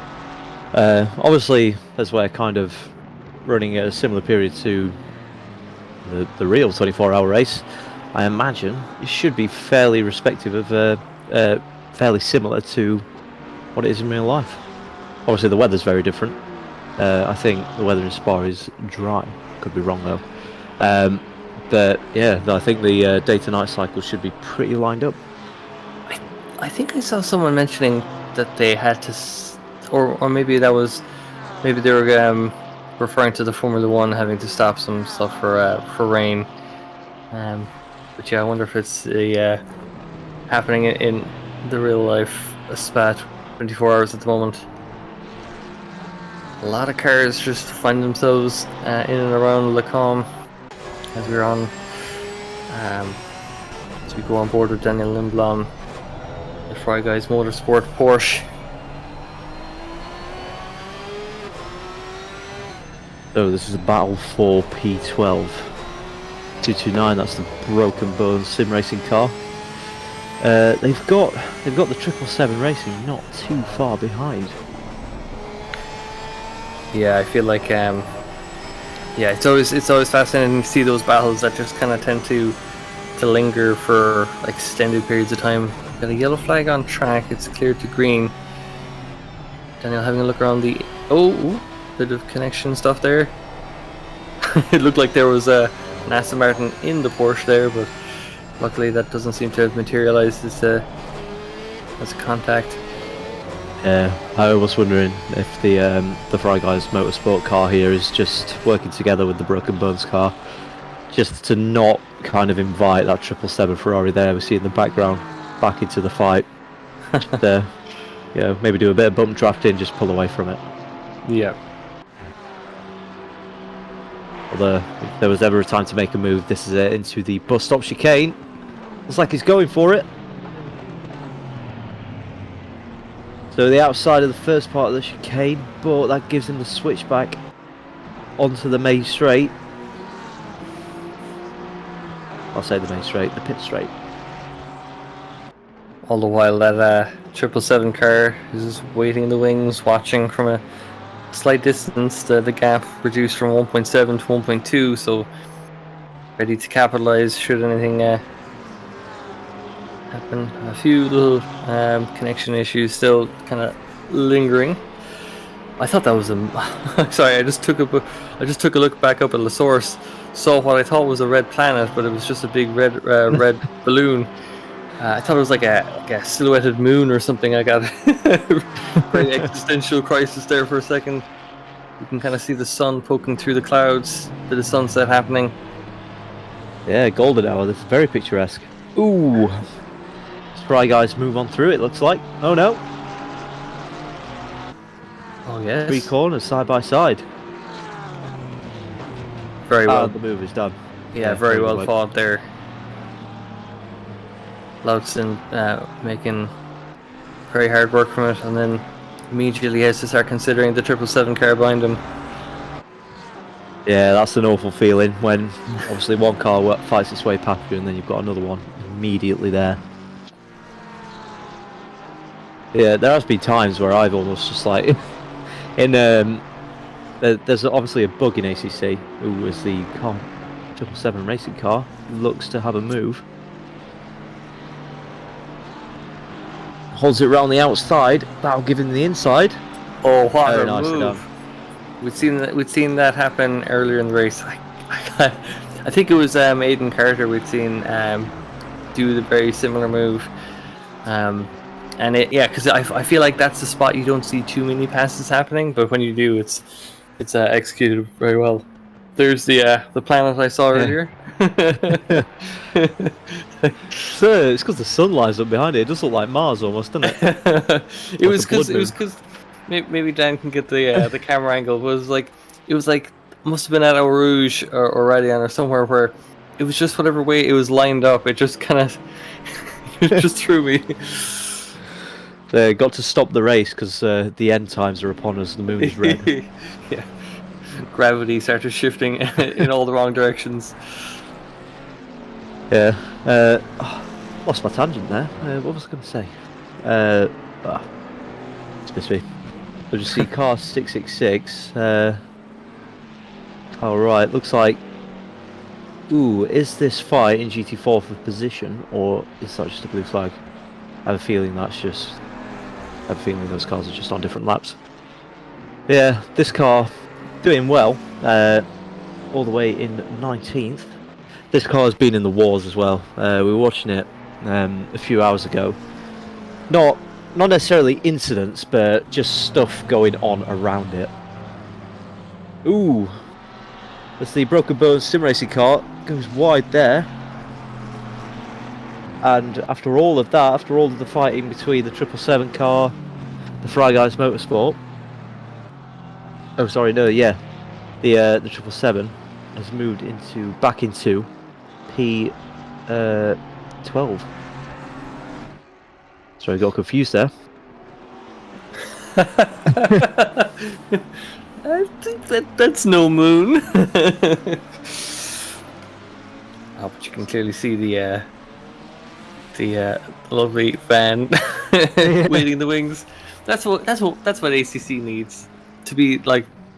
It just needs mods so that could be a drivable car. Get 50 of them on the grid. Ben asks, is Dan looking at the balloon or the lady? I think that was Adam in the lower right. I just caught a glimpse of a gentleman in the lower right hand corner. Looking on. There's Adam.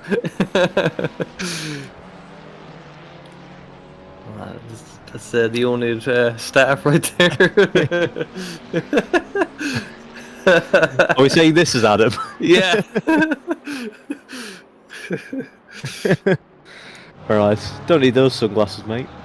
Weather's awful. I think those are goggles for snorkeling. Yeah. Big props to the crowd here at Spa for no ponchos, no umbrellas, none of that rubbish. Sticking it out in t-shirts. It's an English summertime, if you ask me. Yeah, very reminiscent of it.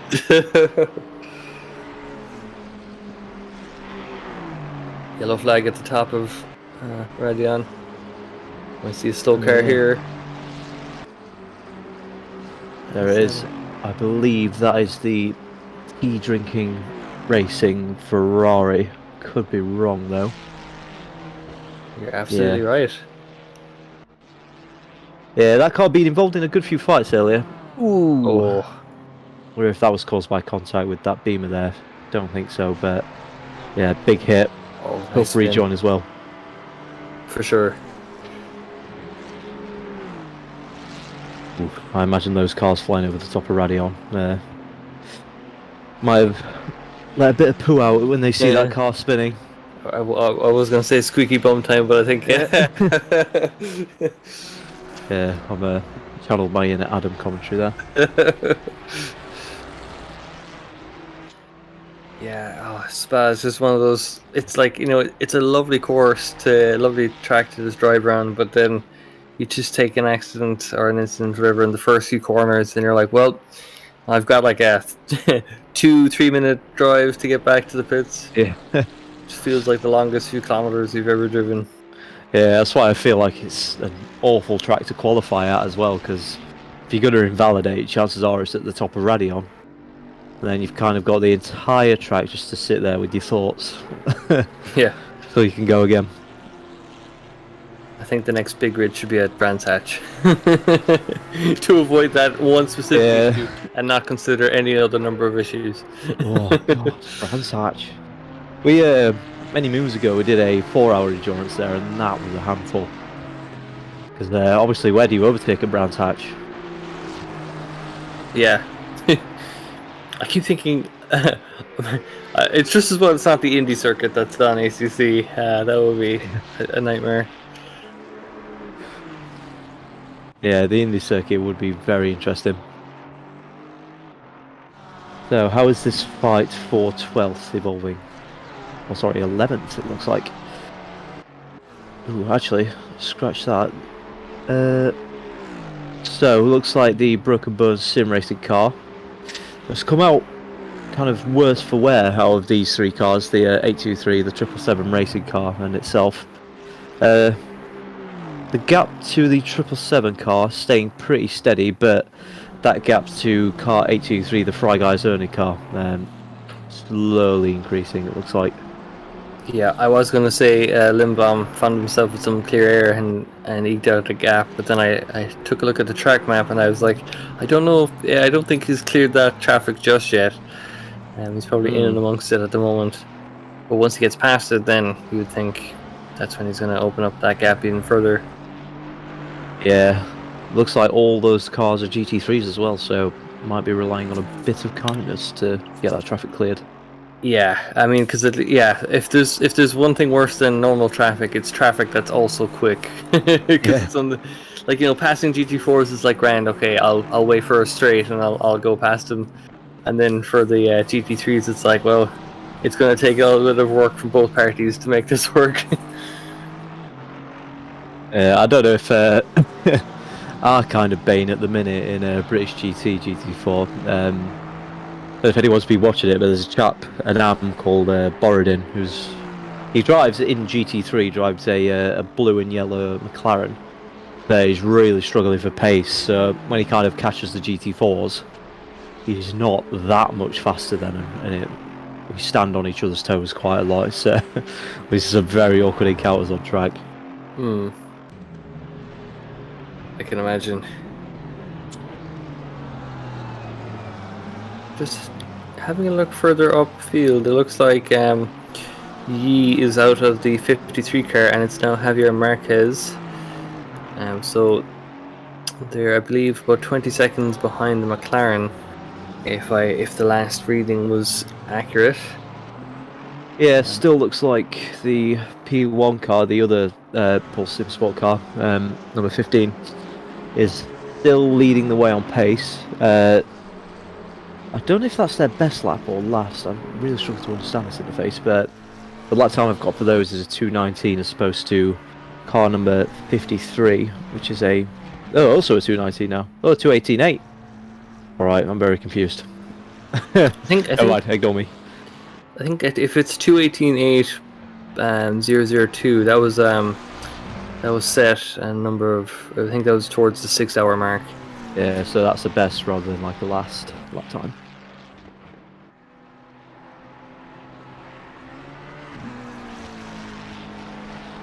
Oh Yeah, god, I thought that was a pit maneuver there. It's a violent seesawing of the steering wheel. Yeah, this car, the number 77, McLaren-inspired McLaren, as Gabby called earlier, is slowly being chased down, it looks like, by 917, the Ferrari there. Just see if I could get a teammate for that Ferrari. Oh no, it's not on the spreadsheet. But yeah, this could be a fight that evolves. I've not been following the 917 car. I've not seen where they've kind of progressed from.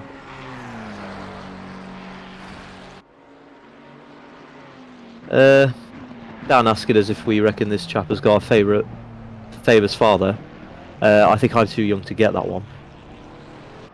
I think I'm too stupid to get that one.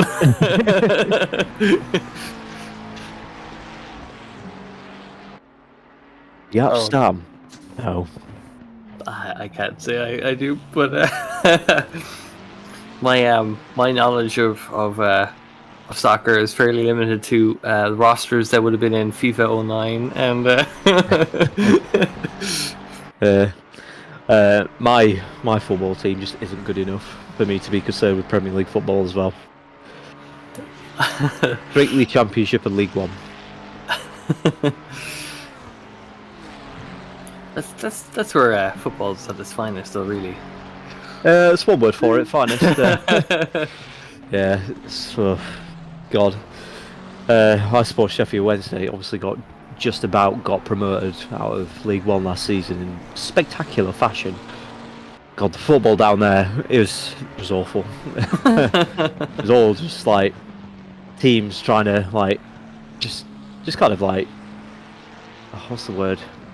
Just like cheese their way to the top by playing like just various toxic forms of football, be it like Route 1, long throw-ins, which is what we did. As the 917 Ferrari, the Blacksmith Racing Fezzer, I'll enter that on my spreadsheet, gets the move done on the 77 car, the Intercontinental Racing McLaren. Ooh, as the McLaren gets very close to the rear end of that. Luckily, hasn't collected them. Yeah, that's an awful feeling, isn't it? When you see the rear bumper of a car come flying towards your car in a heavy braking zone. You're already full on the brakes, so you can't really do any more. Yeah. Oh, yeah. It's because or like Joe, it's like you're about to contact or you're about to like collect them, and so you try to turn left, but it just looks like an intentional like pit maneuver. Or something. Yeah. The one I've done is so coming down into Lacombe, it was, or Lacombe, how we pronounce it. Heavy on the brakes, but I'm quite swiftly approaching the car in front. So you kind of like I throw my car right just to like try and avoid it, but then I kind of cut the car corner and just collect them after the apex instead. So it, like you said, it looks like a very intentional kill. Yeah, because I think also like when you've been following or when you've been leading in that little pack and then you get past, like you don't want to like bump the car that's now in front of you because it just looks like a revenge punt. But it's like no, I'm just not used to following a car again. So the car 777 racing car back on the rear end of the Fry Guys own in Motorsport, as we see here. What happens here? So, all pretty nominal going down the Kebble straight. Lines up a move on the Ginetta.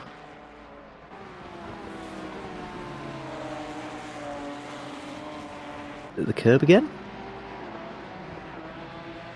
Ooh, what was that? Was that the Ginetta or was that the curb? Ooh. That rejoin was dicey.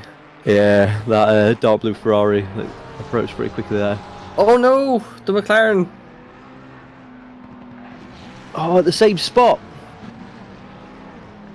Did someone drop some oil there? Yeah, that's what I'm thinking. I wouldn't have thought it'd be a puddle left over from the rain. Don't even know if this game has that functionality. I don't think it does. Yeah, definitely something going on there. 2 cars in about 30 seconds having a similar eerie spin at the ends. I feel like most cars would have spun prior to that, like if they're like getting a tank slapper coming in too hot from the Kemmel Straight. So it's a bit weird to see cars kind of spinning back into over towards the barriers at that point, but hopefully not carrying too much damage, although it looked like both cars ended up having some contact with them. Yeah, you tend to get understeer through that second part of the com, don't you? Rather than oversteer. Wonder if it's just getting on the power too early. So the 777 car, the 777 Racing, getting the run on the Fry Guys only car with traffic to boot. It looks like. Although that traffic, I believe, is I think that's the 55, isn't it? So that should be quite a quick car. Oh, as it pulls into the pits. That's third place, yeah. Going into the pits now as well, so that'll give P3 back to Marquez, no doubt, who's only 13 seconds back.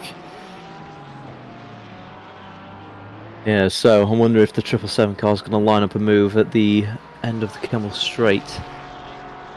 What you tend to do here, if you are planning a move, is actually lift through either Radion or Rouge, and make sure that exit is absolutely spot on. Obviously, we'll see if the Delta falls. Got the benefit of a toe, it looks like. Yeah, I don't think that's enough. Just a bit too far back to make that stick. Yeah. I mean, yeah, I suppose the other thing with the endurance side of things is, like, if you think that the car in front of you is, like, you know, you might not be able to get past it, but even just being able to, like, clutch at the slipstream for, like, a few laps just to kind of use that to your advantage to, like, get ahead of the car behind you that bit more, it's always something to consider as well, just to follow the quicker cars through. Yeah, for sure. If you are playing the longer game with tyres as well, I don't think any of our drivers are. Obviously, that extra bit of pace from the draft, you can then back off in the corners and make those tyres last a bit longer. But I don't think any of our drivers will be doing that here. Especially with how often they're changing it to get back onto wet tyres. Yeah, definitely. That might be an interesting combo for... an interesting concept for an endurance. So, limited sets.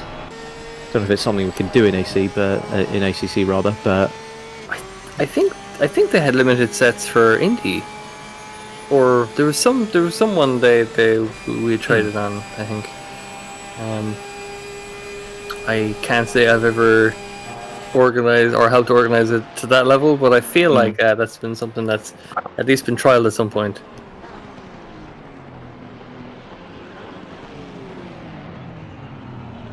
So Dan telling us you can actually limit tyres to between 1 and 50, anywhere in between. But wet tyres are always unlimited. Interesting. Mr. Thorpe in chat informing us that they did try it for the Indy 24-hour, 20 sets of drive for the whole race. Ooh, interesting. Yeah, the Pirellis in GT pretty good at lasting actually, so I suppose it's not the worst to be kind of like 4 sets down, so to speak. So I do wonder why they can't carry that across to F1. Yeah, that would be I always feel like for F1 it's like they're engineered so specifically for whatever it is that is needed, like, you know, they only want them to operate at a certain window and stuff. So it's, yeah, I know it's kind of, it's interesting that way, where it's like they're kind of designed to fall apart as or like not be good. Feels counterintuitive. Yeah, it's just the fact that drivers don't seem to be able to lean on them and actually get a bit racy in the in F1 with the Pirellis. That's what frustrates me anyway. Yeah, so I think we're just approaching the hour mark, so I wonder if maybe now is an opportune time, while there isn't any super close battle on track, just to go to a quick ad break, and we'll catch you on the other side for some more action here.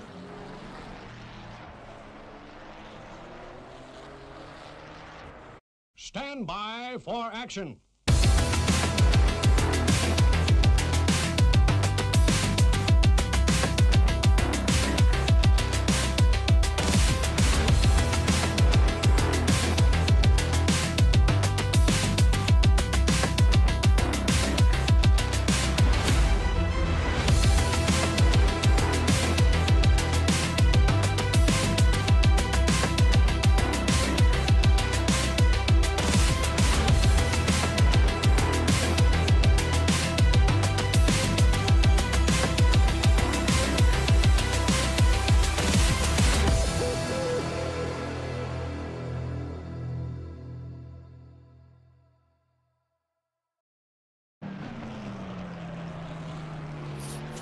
And welcome back and welcome to race hour number 10 here at the Jimmy Broadbent 12 Hours of Spa.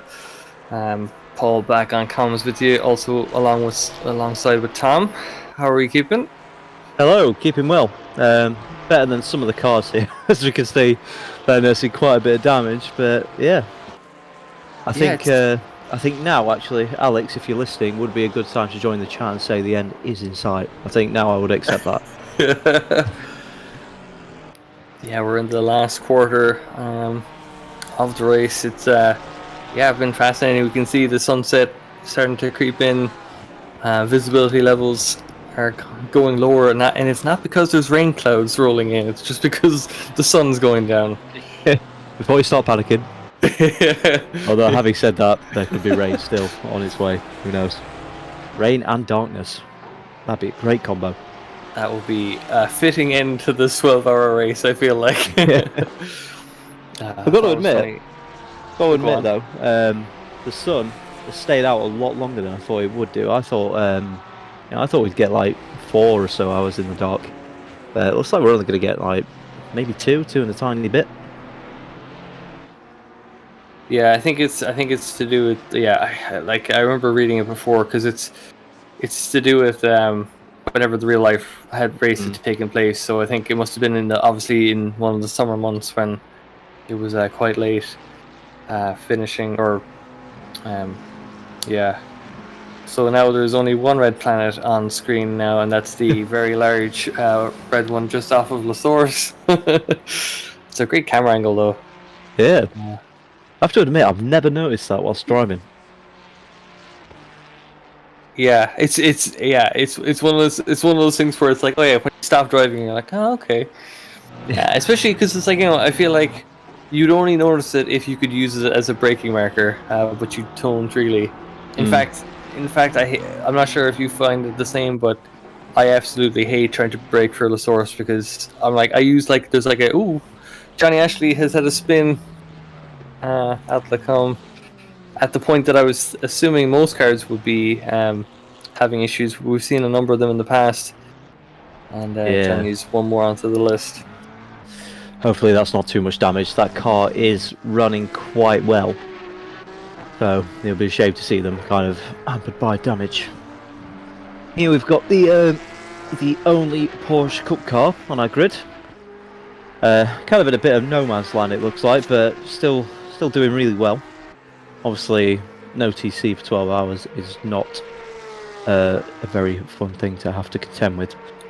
I think that's the same for the Maserati Sinkainen in P38. I think the Maserati doesn't have TC or ABS, if I'm not mistaken. Yeah, I tried it in I think it was like a 90-minute race, and that was enough to put me off the car for life. So, big up to PLR Esports. You're a lot more patient than I am.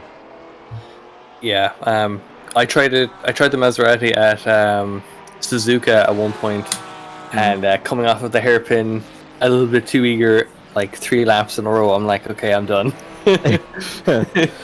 Yeah, I had it at Monza, I think it was, because I thought, like, you know, the braking zones are high speed, which tend to be a bit harder to lock brakes into, but still managed it. Got Ilpo in chat saying that the Maserati is much worse.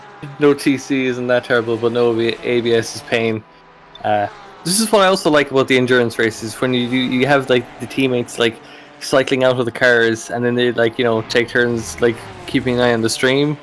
I always think that's kind of fun, because like some teams, it's like, you know, you get out of the car and you're going to bed, like, you know, for the 24 hours or something. It's like, okay, I'm needed in 6 hours for another like stint or 2, so I'll go to bed.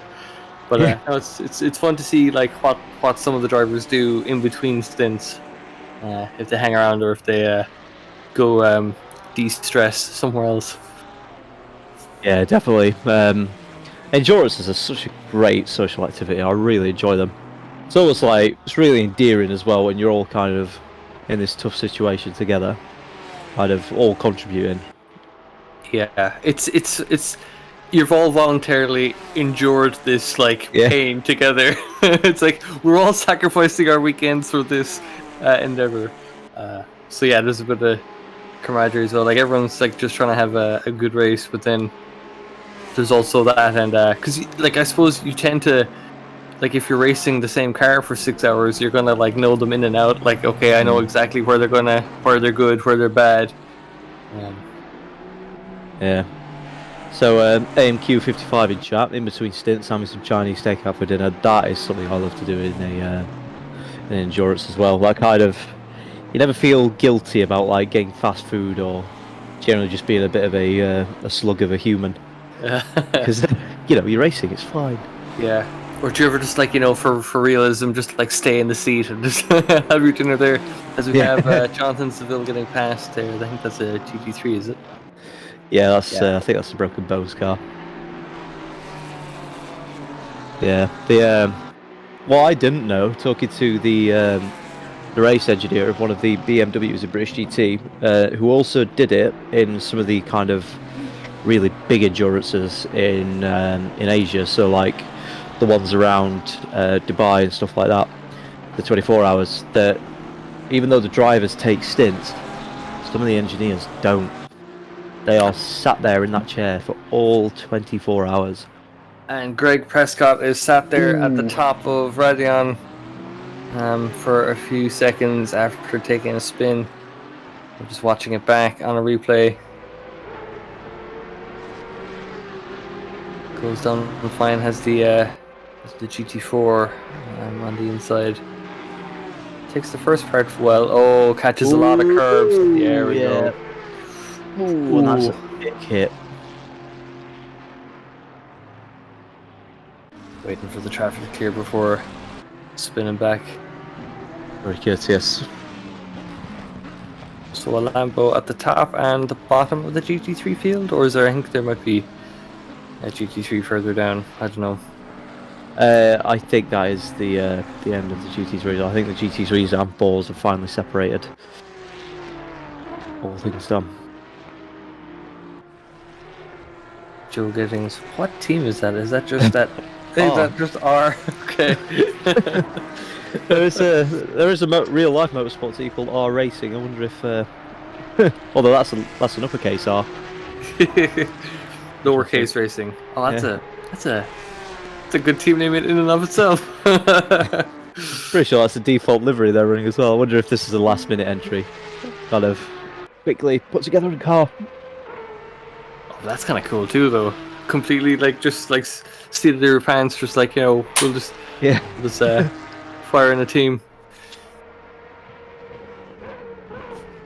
Yeah. So, kind of, again, a bit of no man's land with this car. In a good position, but Not another car for 10 seconds back, nearly, and 20 seconds forward.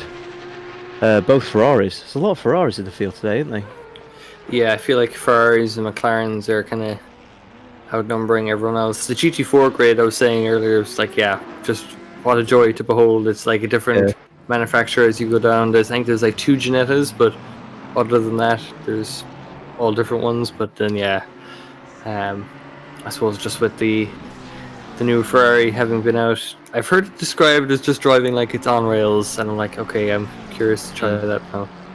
Haven't given it too Same. much of a go. Same. It's Where you go? Oh yeah, no, I was just gonna say it's kind of funny. I feel like I'm terrible for painting or like judging one car for the sins of its predecessors. So it's like I like apparently this new Ferrari is like really great to drive and like testament with all the drivers taking it out today. But I'm like I just didn't gel well with the older Ferraris, so. Yeah, the old Ferrari was a handful, wasn't it? It was quick, but one mistake and you were round. It's really bad for it. Ben in chat says P Cup Pog, and it's tricky for me because obviously Pogs like Poggers and all that kind of stuff, but I see Pog as my initials and I'm like, oh. Yeah, I never actually thought of that. Yeah, it's caught me out a few times. I woke up a few weeks ago, well, months ago at this stage, to the news that Paul Grady had passed away, and I was like, oh no.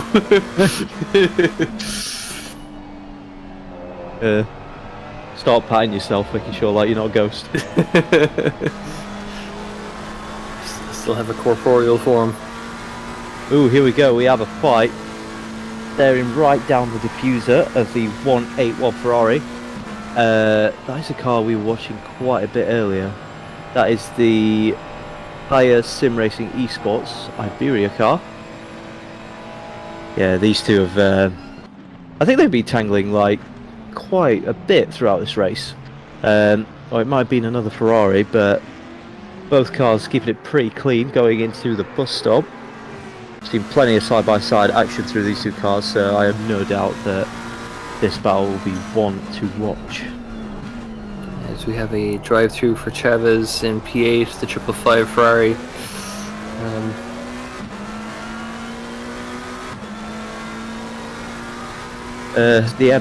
The ever observant Dan there pointing out that this 666 McLaren, they're not driving in a straight line when the wheel is straight.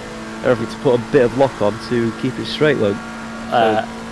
Sorry, I just read the chat. Mercy Caller says, I swear I chose the wrong synths as rain in 30 minutes. Dan, can we confirm?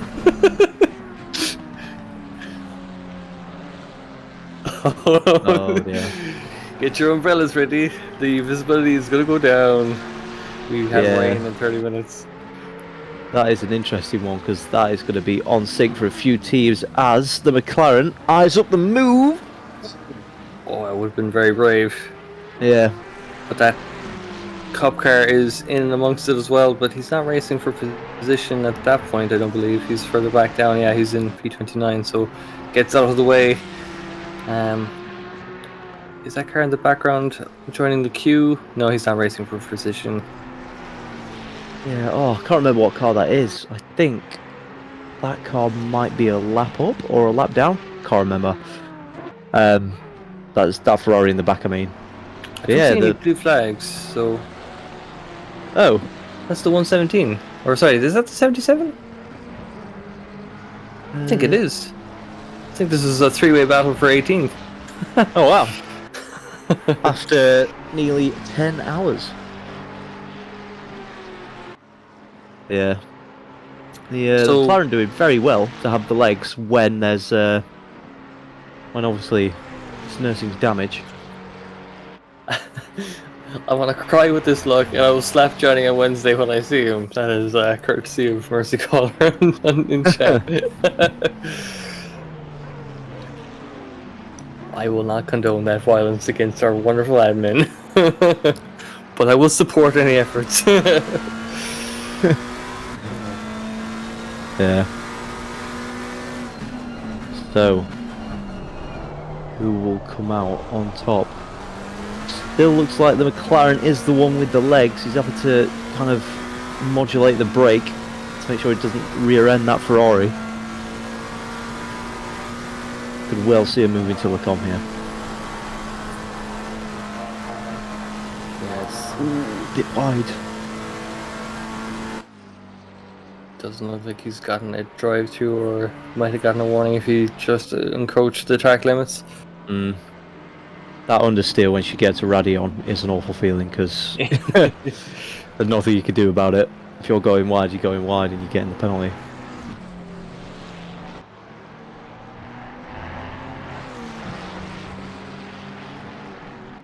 No, it's not saying. Okay, the leaderboard is throwing me for a loop there with how far back the 77 car is. It's saying +4 laps, but I don't think. Maybe Dan can check it out. I'm not sure. Yeah.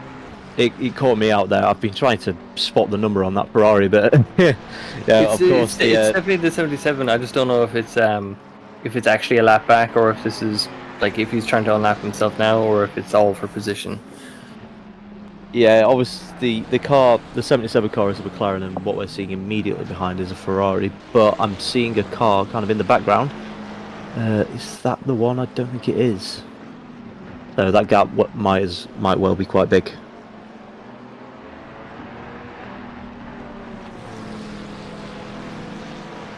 Oh yeah, so it is.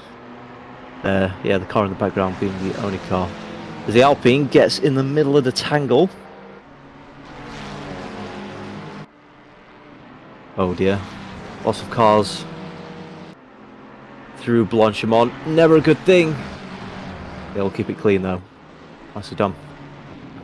That oNiD car is having a move on the inside now as well to number 9. Stephen Bain just trying to unlap himself, I think. Yeah, same with the 917 Ferrari actually. Thank you for VZ in chat for confirming that. Oh, sorry, yeah, 917. Gotcha. Thank you. I couldn't spot that number. Cameras weren't being kind to me, but yeah, it's just the angles weren't opportune. Yeah, I saw the 7 at the end, and then I saw the 77 McLaren is behind on track, or on the leaderboard, and just kind of like my brain just filled in the two as being the same. Yeah, it was just like every time the car was coming into frame, the camera cut away. It's like, damn it! Come on, ACT. Those cars. Oh my goodness. Yeah. Almost in formation. Yeah, 4 wide. No one lifting. Oh, this is going to be disaster, surely. No. Wow. Wow. Adam wowed that MP3. Just wow. My goodness, what a bit of driving. Yeah, very impressive driving. Although I'm sure that 917 Ferrari will be frustrated because obviously he has the pace. They have the pace. Sorry to keep it in front, but I think the slipstream down into Lecom just cost them there. Yeah, the visibility really starting to reduce now as the lights are ever more visible on these cars as they come through. Down around they go. Yeah, that rain will be approaching with around kind of 15 minutes to go until we're back on the hour, so that's right on the edge of kind of being on sync. So it will be interesting to see what teams do there. Obviously, could be just a short spell, could be a longer spell where obviously pitting will be mandatory. Kind of, otherwise you're going to lose a load of pace, but yeah, it will be an interesting few minutes when that hits. Yeah, and yeah, definitely see more light levels reducing. So we've kind of got 4 or 5. I thought there was. I feel like one of the other cars trying to chopped off that little battle there, but we've got 4 cars here essentially, and the 917 Ferrari that just gets passed by Stevie Bain there. Okay, Kyle Wright's popping into the pits. So each of those cars were generally, by the front two, they're on different laps, so they weren't necessarily fighting for position, although they're all very similar in pace. It was great to see that many cars going side by side down the Kemmel Straight, though. Yeah, they were almost in like an X shape with a car in the middle. Yeah, definitely. snapshot for the photo album after the Yeah. race. Ben will be all over that. So lap 225 then, Alan Dre Cruz out in front in the 15 Lamborghini. He's got about 2 laps ahead of the second place car of Marquez in the Mercedes AMG. So a fairly dominant lead. Perhaps many speculating that Pulse Sim Sports always going to be doing good in the endurance races that they enter. Very high caliber of racers. Yeah, interestingly, I don't know if my information is correct, but the 53 cars just inherited that P2 from the 42 Ferrari, who did a really short stint of only 5 laps. So I wonder if they've had problems or something there. Interesting, yeah. Because you think with the rain on the way that they would be holding out as long as possible, especially if they've just gone to the pits. And there's a yellow flag at Lacombe. Car currently still parked up there. 42, a drive-through for track limits. That's I think that's why it's showing up as a pit on my screen here. Ah, okay.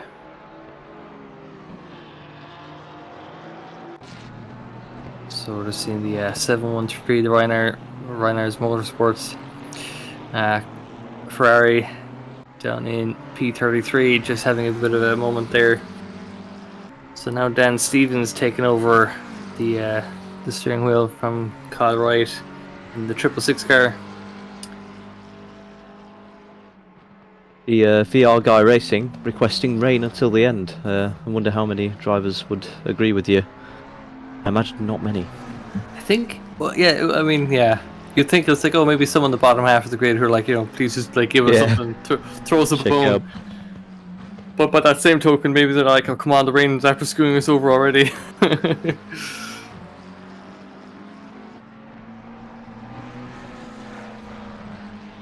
So, looking up and down the grid, seeing if we've got any battles. The gap's kind of building now. But, again, I imagine that will all change when the rain hits. Ooh, this car 666 goes very wide at Pouon. Wonder if that's just a bit of fatigue setting in. A few mistakes here and there. Or the opposite, because he's only just gotten into the car. Maybe he's just getting to grips with the car again. Ah, right. So, Kyle Wright was in the car, and then Dan Stevens is just taken over. So I wonder if it's I wonder if they've changed tires and are currently just trying to get some heat into them. Yeah, that is probably right. The looks like the gap in GT4 between P1 and P2 building quite nicely for the Ginetta. I think I saw a flash of 40 seconds there. That's certainly a lot more than what I remember it being. Certainly looks like that very, very, very abused Ginetta is got the legs on it. Yeah, it's that'd be fascinating to keep an eye on. There's only 2.5 hours left, and it's one of those things with the endurance races. Like, we're starting to get into the 2.4 hour like race distance. It's like suddenly it just feels like a normal race now, as we have a new fastest lap at 2:17.752 from Dennis Suarez, the 185 car. Where are they? That's an incredible lap, because they've taken about 2/10 out of the quickest time I believe we had prior to that. We must have rain, because there is a gaggle of cars after going into the pits. Yeah, interesting. I wonder if they're all coming up on their driver limits. Yeah, stint timers.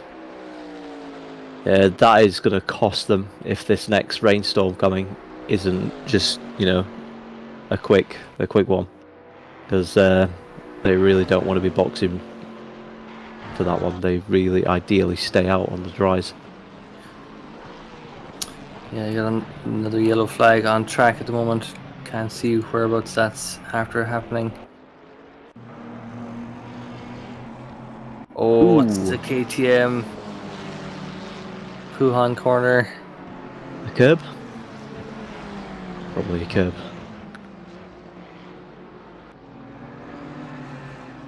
Oh no! Ooh! That's an interesting one. Oh, yeah, that's it. Maybe just maybe there's just a real lack of grip on those outside curbs. Not ones that Yeah. you'd typically be riding over, so maybe there's just less grip than expected. Does well Yeah. just to wait for those cars to go by. Hopefully not too much damage though. As Yes. So that's that fastest lap came in from P12. So yeah, what a incredible pace on display then from Suarez down in P12. I wonder if they'll be able to wrestle back some of that time. Gorgeous looking livery. yeah, the Tyre Sim Racing Esports Iberia 1 car. Very nicely done. Making hay while the sun is shining, because in a few moments it's going to be raining and miserable. So I don't think we'll be seeing those times. So his last lap there was a 2:17.8. That is like, yeah, holy moly, that is some pace to have in your back pocket at this stage in the race. That could prove beneficial. I wonder if we could see maybe a fight to get into the top 10. Yeah, I'm really hoping the ACC gods bless us with a delta to the car in front, because I'd be very interested to see that. Yeah. Obviously, though, with the clouds, with those clouds coming in, that could all wash away. Yeah, for sure. Yeah. And do we know, Dan, if... Oh, the gap is 1 minute. Okay. Well, you can definitely take a chunk out of that time. As we get a drive-through for car 917. That's the Blacksmith racing car. So that one will probably be for track limits, I would imagine. Yeah, and then so we're on board here with Bailey. And then we flick over to Christopher Black, who's in that 97 car, 917 even. And I've lost a visual. There we go. Oh.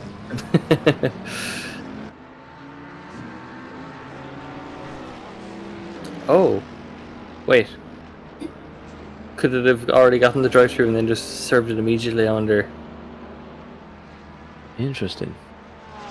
Did we see the car actually pull into its box? I think so. So yeah, sorry, the voice in our ears there informing us that the car was in the pits, and as I'm sure many of you will know, you can't serve a drive-through if you come in to do a pit stop. So if you stop in your box and do kind of anything, that's not your drive-through, that's just a pit stop.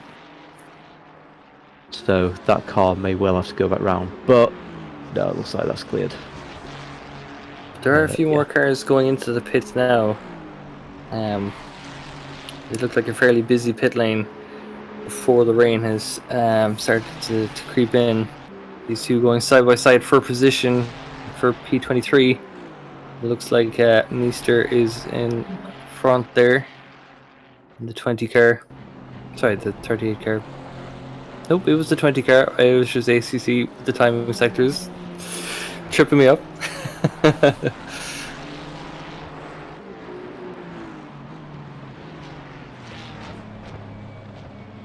Yeah, those light levels evaporating. Yeah, wonder how much of that is due to the oncoming rain as well. Yeah, a little from column A, a little from column B. Henry Hendy in P16 trying to make moves. Oh, as we saw what looked to be a very big dive there at Lacombe. Now I've gotten into my own head about how to pronounce it. Yeah. It's one of those things where someone asks you, how do you pronounce the word? And then, can't remember. Because now you're thinking about it. Lacombes. Jonathan Seville in that Ginetta. Currently in the lead of GT4 class here down in P35 overall, but fantastic pace on the Ginetta around Spa. course, when you put Johnson Seville in the car, any car is going to have pace. So. I tried the BMW GT4 in a race around here. I think it was just a sprint, and obviously that car's meant to be the straight line car, but yeah, Johnny beat me quite convincingly in the Ginetta. So I think the Ginetta, even though it's not the best in a straight line, is pretty good around here. Yeah, I think it's one of those cars. I think I've just driven it too much in project cars. I'm like, don't know. I can't judge it for that. I have to just give it a go in ACC. Is it a handful in project cars? I think maybe it was because I was just kind of starting off with the wheel I'd gotten around then. So maybe it was a skill issue that I'm attributing to the car. Yeah. Tell you what game does have a great Ginetta kind of category. It's not the GT4 one we're looking at here. I believe it's the junior one, the one that almost looks a bit like a first generation Mazda MX-5 with like its big silly grin. Is AMS2. There's I think it's a GT5 category where you have this weird thing called a Puma. It's almost like a kind of like a hotel desk reception, like bell on it, and this weird Ginetta, and they're a lot of fun. Very curious indeed. I must give that a go sometime. Oh, it's great. So, car 38 then seems to be closing down on the number 20 Ferrari, the In Felix Racing, the Netherlands car. Oh yeah, they're definitely that pace is it's looking good.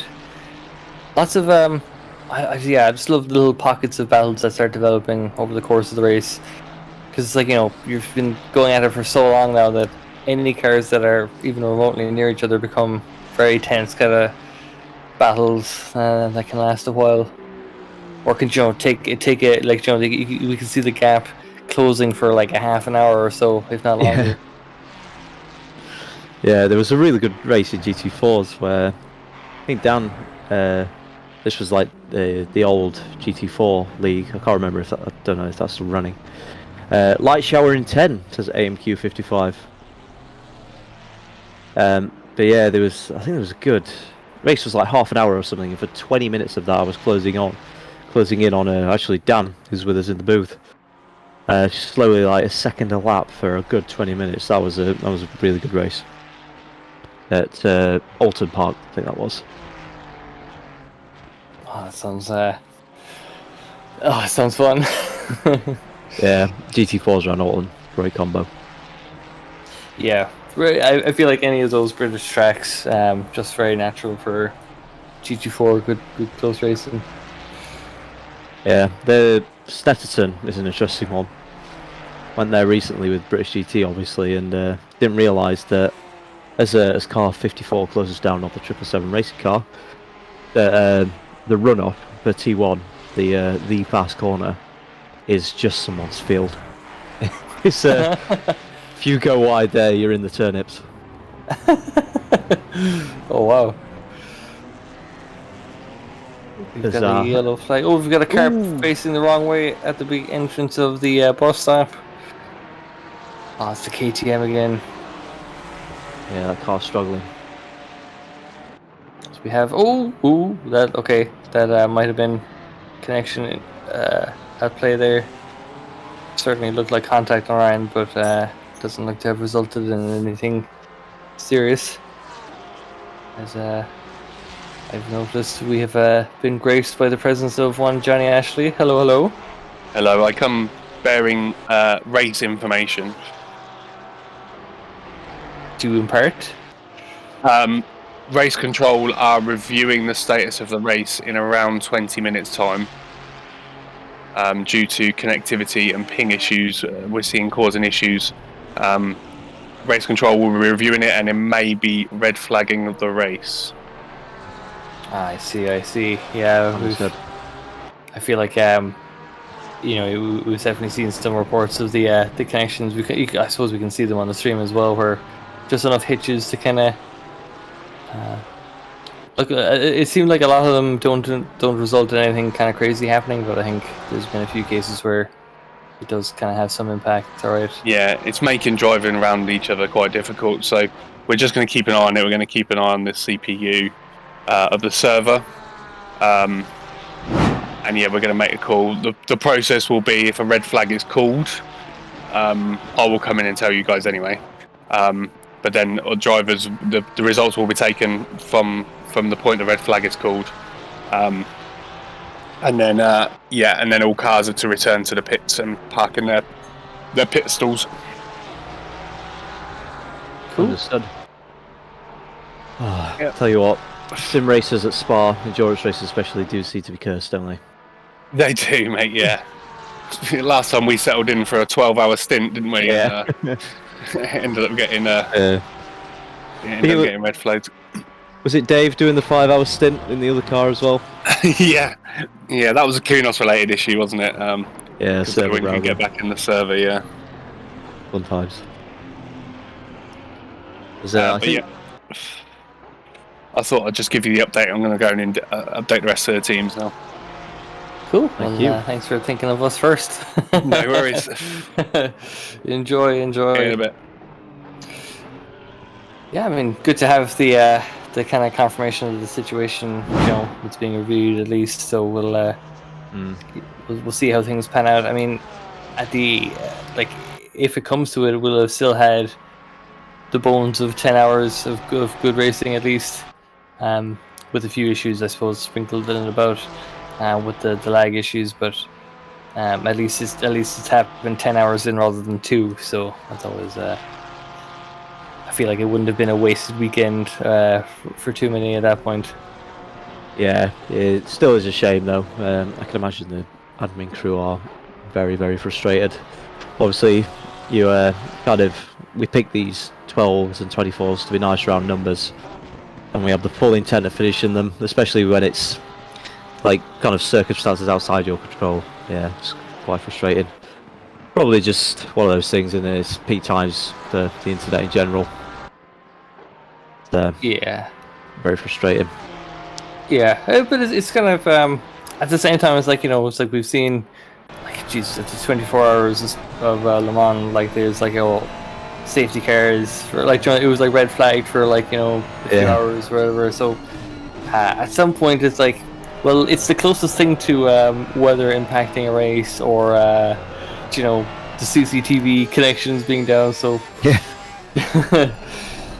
But yeah, no, would be a shame to see. But we'll see what way the race control are going to be keeping an eye on the situation. It could be the case that the CPU levels kind of drop and kind of the servers kind of bounce themselves back out a bit. But wonder who forgot to turn off their Bitcoin mining. I'm surprised we haven't seen the rain arriving just yet. I mean, those clouds are looking particularly dark. Yeah, it just keeps getting darker, doesn't it? Yeah.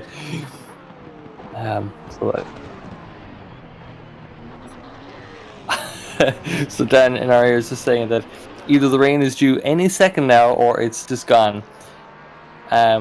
Because I'd imagine what that means is on the forecast that there isn't any more rain due, so it's probably going to be a fairly short shower then. I'm guessing less than 30 minutes if it's not showing up on any of the windows. AMQ making the good point that Kunos probably share their servers with Twitter, it seems. Yeah. It's have you seen that? Yeah, I've tried keeping up to date with both Formula 1 and the 24 Hours of Spa kind of races on Twitter, and have struggled. Was that the 555 car of Chavez in the it was, oh no. Oh, sorry, it's Yusuf. He's come out. He's just out of the pits. So Chavez gets out. Yusuf gets in. He goes up along the pit exit. Looks to rejoin the track. Nothing untoward there. Ooh, does have the pulse sim scratch. Oh, wow! That small hit at that speed. Yeah, I suppose there would have been a sizable difference in the speed there, but yeah, highly unfortunate. I would say maybe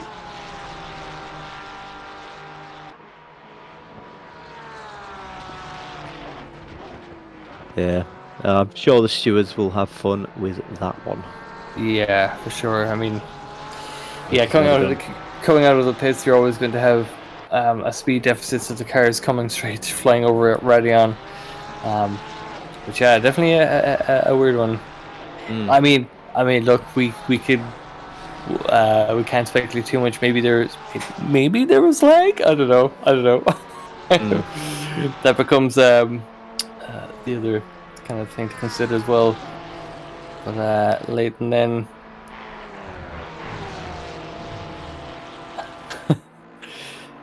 Leighton then now with the move potentially on the Fry Guys car. That Porsche defending very well, but the is that the Alpine again? Or was that a different car? It's a teeny tiny GT4 car anyway. Pulls over to the side. And gets let through.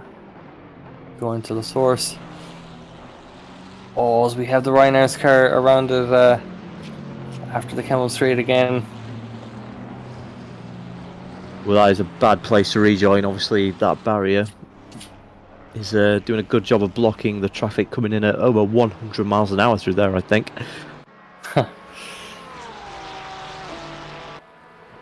So then the Ferrari chasing on the Porsche down the Camel Straight. Perhaps has a better chance of a move this time. Goes in for the inside. Makes the move clean before the apex. So very efficient under braking there to get past the Porsche of Dawson. So, a few cars jumping around the positions now as strategy starts to come into play. Obviously now we have the added variable of potentially the red flag coming. So, pit strategy, they're going to be all up in the air. As we are informed, the rain should be starting now. Yeah, so yeah, that's another wrinkle, especially if this rain is going to be a light shower, if it's not going to be terribly persistent. Track is greasy. Okay, so it's probably raining on track. Maybe the camera angles are struggling to pick it up with the low light now. But the wind wipers are on there for some of the cars, so it's happening.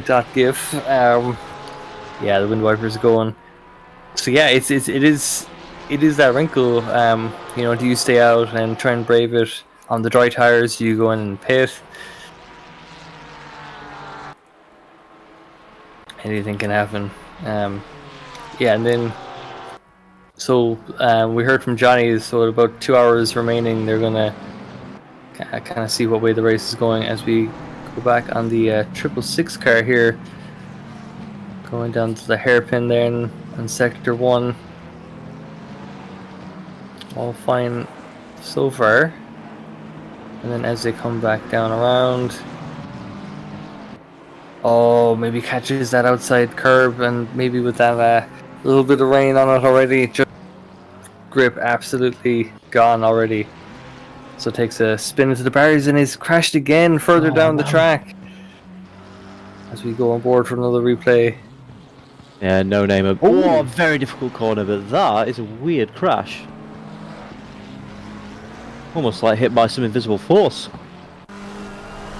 As well, altogether you can see as we go on in the cockpit now, the lights very much needed for visibility.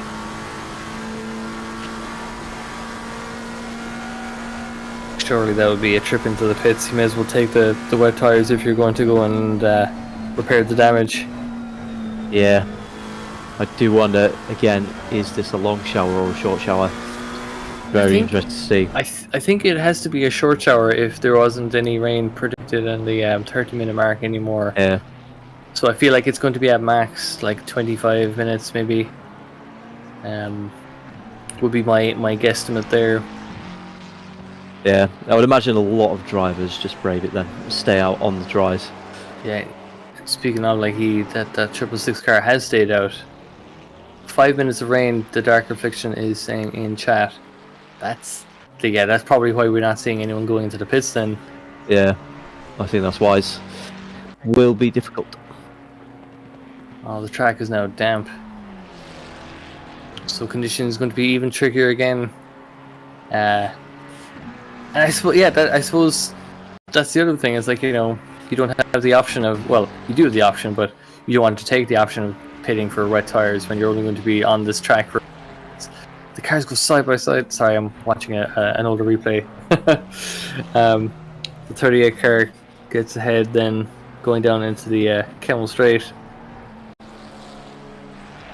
The lights being very reflective then now as the track is now damp. You can see the skid marks on the outside of that exit there.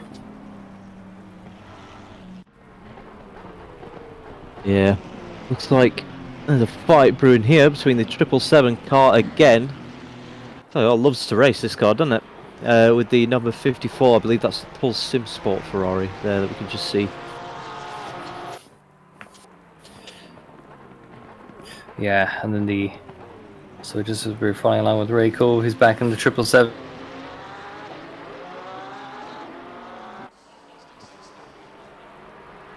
So it'd be very interesting to see how kind of pace evolves now between the cars.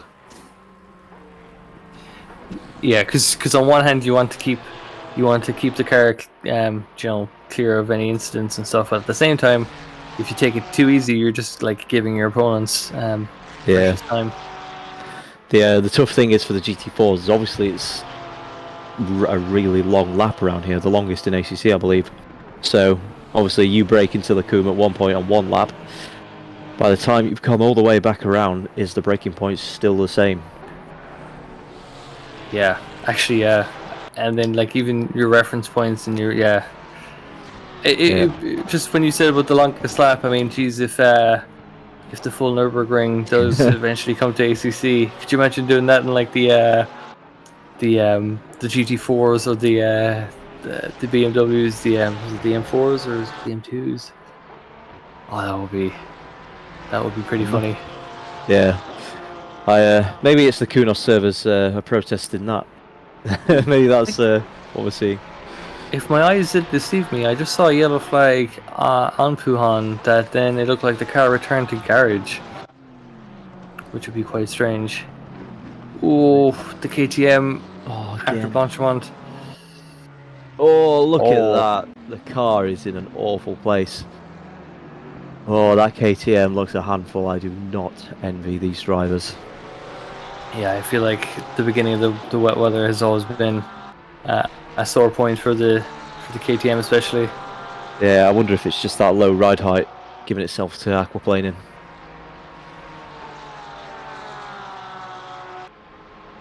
So again here, the Fry Guys Motorsport getting involved in another battle. Wonder how their strategy's played out. Let's take a look. Right, look at car 823.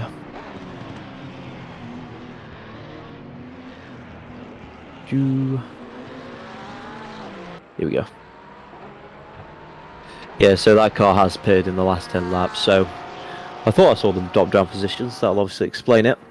Looks like they've got some fighting to do. They want to get back up to, I think it was P11 they were in at some point. Yeah, I mean it's some fun connection things again. Yeah, we'll see. Potentially, I suppose we'll know more in 12 minutes as we have another yellow flag. That's further on. That's just before Sector 3. It's Christopher Black in the Ferrari. As we have a look at the replay, passing a GT4, is it? That's just Janetta, I think. Tries to go around the outside.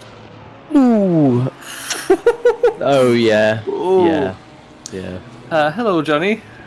Red flag, guys. Red flag. Yeah, that is. I suppose given the replay Yeah, we've called the red flag. Everyone's got to return to their pit box, but they need to drive in.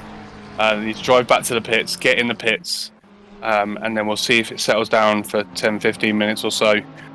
See if it gets any better. If not, we will be calling the race. We've got the race results printed. We know what's going on. Oh, okay. Very nicely done. Yeah, I mean, as I was saying, when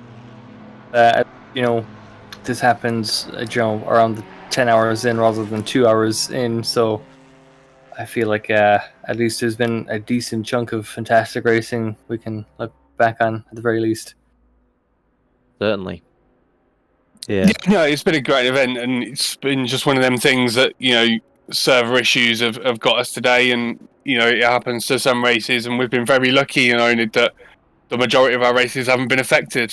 But yeah, it just seems it's like Tom said earlier, Spa's a cursed place for events, for longer events, and yeah, we've had to make a call, and as soon as we saw that big spike just then, we were like, no, that's enough. We don't want people to lose the enjoyment because they can't race closely and in packs and battle for position and all the things that we love about racing. So we've made the call, and I think it's the right one, to be honest.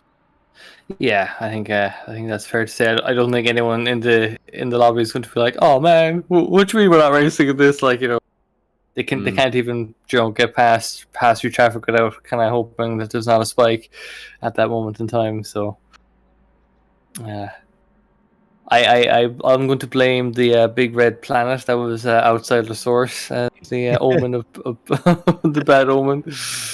Yeah.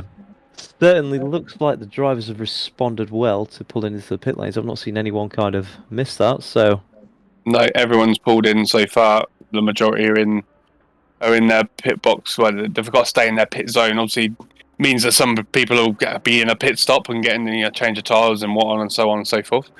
But if the latency doesn't settle down, this will be the end of the race. We're hoping that it settles down in 10 minutes or so, and then we can get back racing. But at the minute, it's not looking very hopeful. But you never know. Yeah, I feel like that's fair. Just some great shots Dan has lined up of the at the end of the pit lane, then looking back down onto the source. I don't know. It's one of those shots where it's like, geez, games are getting pretty realistic looking. Yeah, and it's absolutely great to see that everyone has responded to that red flag and has got straight in the pits. There is no cars on track. Yeah, nicely done to our drivers. Yeah, no, big props to the drivers. They've responded to everything we've asked of them, and they've put in some fantastic racing. I'm sure everyone on stream watching was loving it. I certainly was enjoying some of the battles out there, and we obviously want to get back going. We really do, but like I said, we don't want people's races to be ruined because of server issues. Yeah, so I think what you're implying is that the next big great event is going to be in person, and we're going to do like Brands Hatch for 24 hours, I think. Yeah, in pedal cars. Tell you what, going down what's his face, Paddock Hill, would probably still get some good speed up in one of them. Yeah, we have to do 24 minutes though. We're all overweight.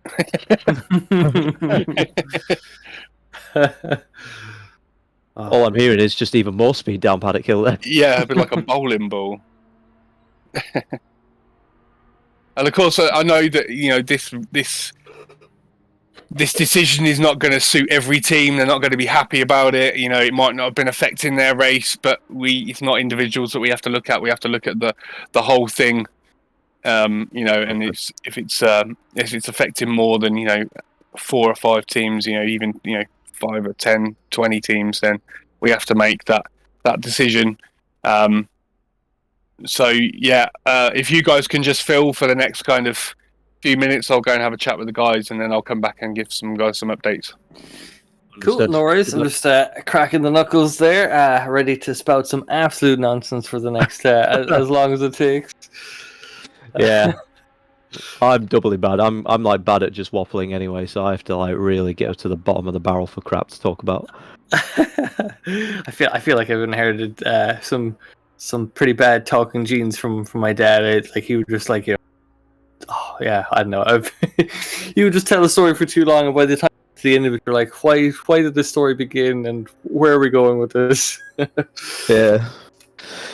I blame my work. You've kind of got to say your piece in as few words as possible and as quickly as possible. So, yeah. Get in, get out. Yeah. Literally at track, it's like when we're looking at like the pit stop timings and making sure we're over the minimum pit stop time it is. Sometimes you just find yourself going to the race engineers and just say pit stop, good. Me, good person. Actually, just catching up in the chat. Thanks a million, everyone, for popping in.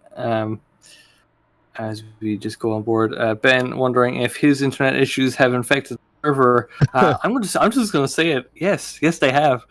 There we go. Root cause analysis.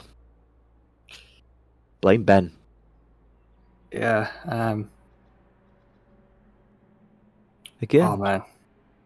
Mercy has suddenly switched sides when it comes to Team Rain. I swear, a few messages up, you were. Oh, yeah. I swear I choose the wrong stints. Radio 30 minutes. Only a few minutes later, we want Rain. It's a fickle support for. Lovely graphic. Then Dan has up for us. Was that one that you've had in the chamber all this time, Dan? Yeah. Oh man, that is hot off the presses. Well done. F's in the chat for sure. Ryan Davies in the chat saying we all know me and Hydra can waffle to gap fill, and that is true. Folks might remember from the 2 to 4 a.m. stint of the last 24 hours, full of absolute codswallop. Yeah, I think. What race was it?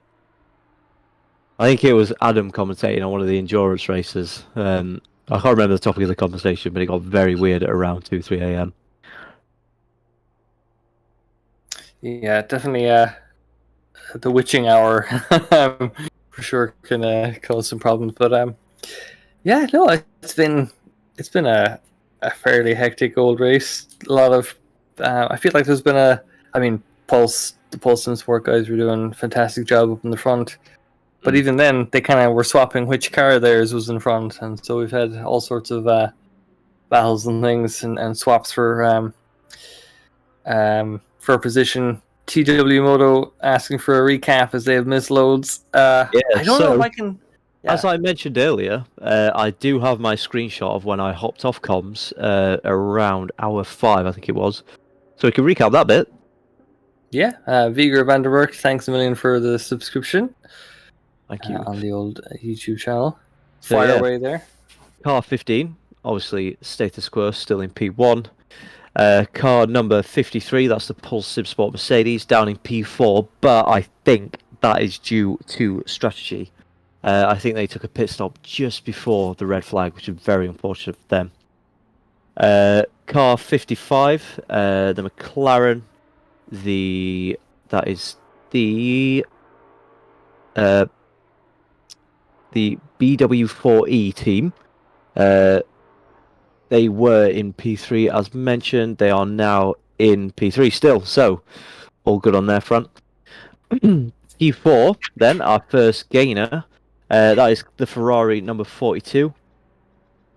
So that is the Breaking Point racing team. They are now up to P2, so doing very well recently.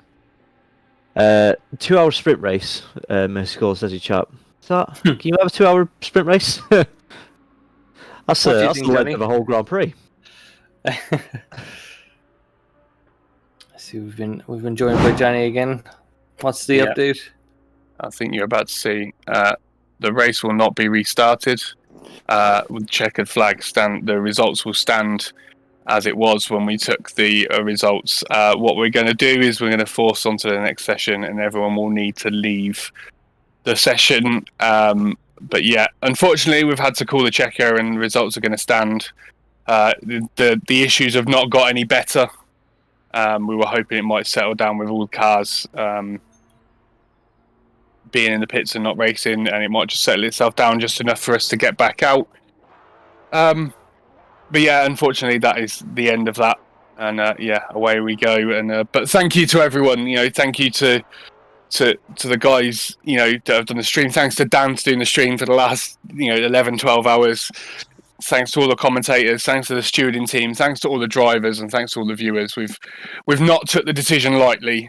We've just had to make a decision based on what we thought was best, and obviously the results will stand, so there's still a result, and we'll try and do a nice post for everyone to see the result, and we'll try and make it look pretty. And but no, yeah, it's just one of them things. Unfortunately, the Kunos gods were not with us this evening. Yeah, it's a shame, but I think I think everyone kind of hold their heads up high with the amazing effort that went in from all points. Very least, not the drivers. Like they've all done an absolutely cracking job at some fantastic racing. We saw some really amazing overtakes and a lot of respect. I mean, sure, there was a number of incidents, but that was just to keep the stewards busy, so keep them in check. Keep them on their tones. Yeah. But yeah, no, I thought it was just another fantastic race, and I'm sure like the next time maybe we'll just have to stick to Indy, or I think Brands Hatch, Olton, Snetterton 24, Snetterton 36, Snetterton 48. Absolutely, and for the guys that are saying it isn't a Kunos issue, we don't know if it's a Kunos issue or an SGP issue. We're not going to point fingers. We think it. Last time we thought it might have been an SGP issue. It ended up being actually a Kunos issue that the server wasn't connecting very well. So we're going to get SGP to look into it, and they'll be able to tell us more. But it could be issues, a variable, lots of different issues that are causing the problems and made us go this way. But it's been a great one. It's been some fantastic racing, isn't there? Yeah. Yeah, I mean, I know you don't want to point any fingers, Johnny, but I'm going to say it was Ben's mic issues seeping into the server. Yeah, definitely. Ben Dorama's absolutely killed it all. Yeah. We say blame the problem, not the person at Mercedes, but Ben, it is your fault, mate. Oh. Well, Johnny, do you want to, I suppose, take us out? Yeah, I suppose that is the end of another fantastic endurance event, and thanks everyone for joining us, and thanks for being a part of it. There is more to come. We will have another one before the year's out, maybe 2, maybe even 3. But you never know what's going to go on, what goes on in Johnny's mind, and I come up with some random ideas all the time. So we'll definitely have some more endurances before the year's out. There is a big announcement planned for next year as well. I know we're only halfway through this one, but there's something big in the planning for 2024. And just, I hope you all come back, and I hope you race with us again. And we'll just thanks really to everyone for just being part of it, and getting us through and providing us with some awesome racing and some awesome stream. And thanks to the commentary team. Thanks, Dan. I don't know if you're still here, and if you can hear me. I hope you are. Awesome job, mate. Awesome job. Really good. Yeah. And stewarding team, Sean as well. Sean, Matt and Ben did a fantastic job. All the drivers did a fantastic job. And it's just really good. Commentators were class. Just really enjoyed it. It's just a bit of a downer. It's finished this way, but we'll be back, and we'll be back on stream tomorrow as well, with the last round of the championship with myself on commentary as well. So it should be a good one. No, oNiD admin's job is never done. It is never done. It is never done. You are correct. But no, thank you to everyone. We will call it a day there. Thanks everyone for watching, and I hope to see you all again tomorrow for the championship finale. Goodbye, guys. Have a great one, guys. Take care.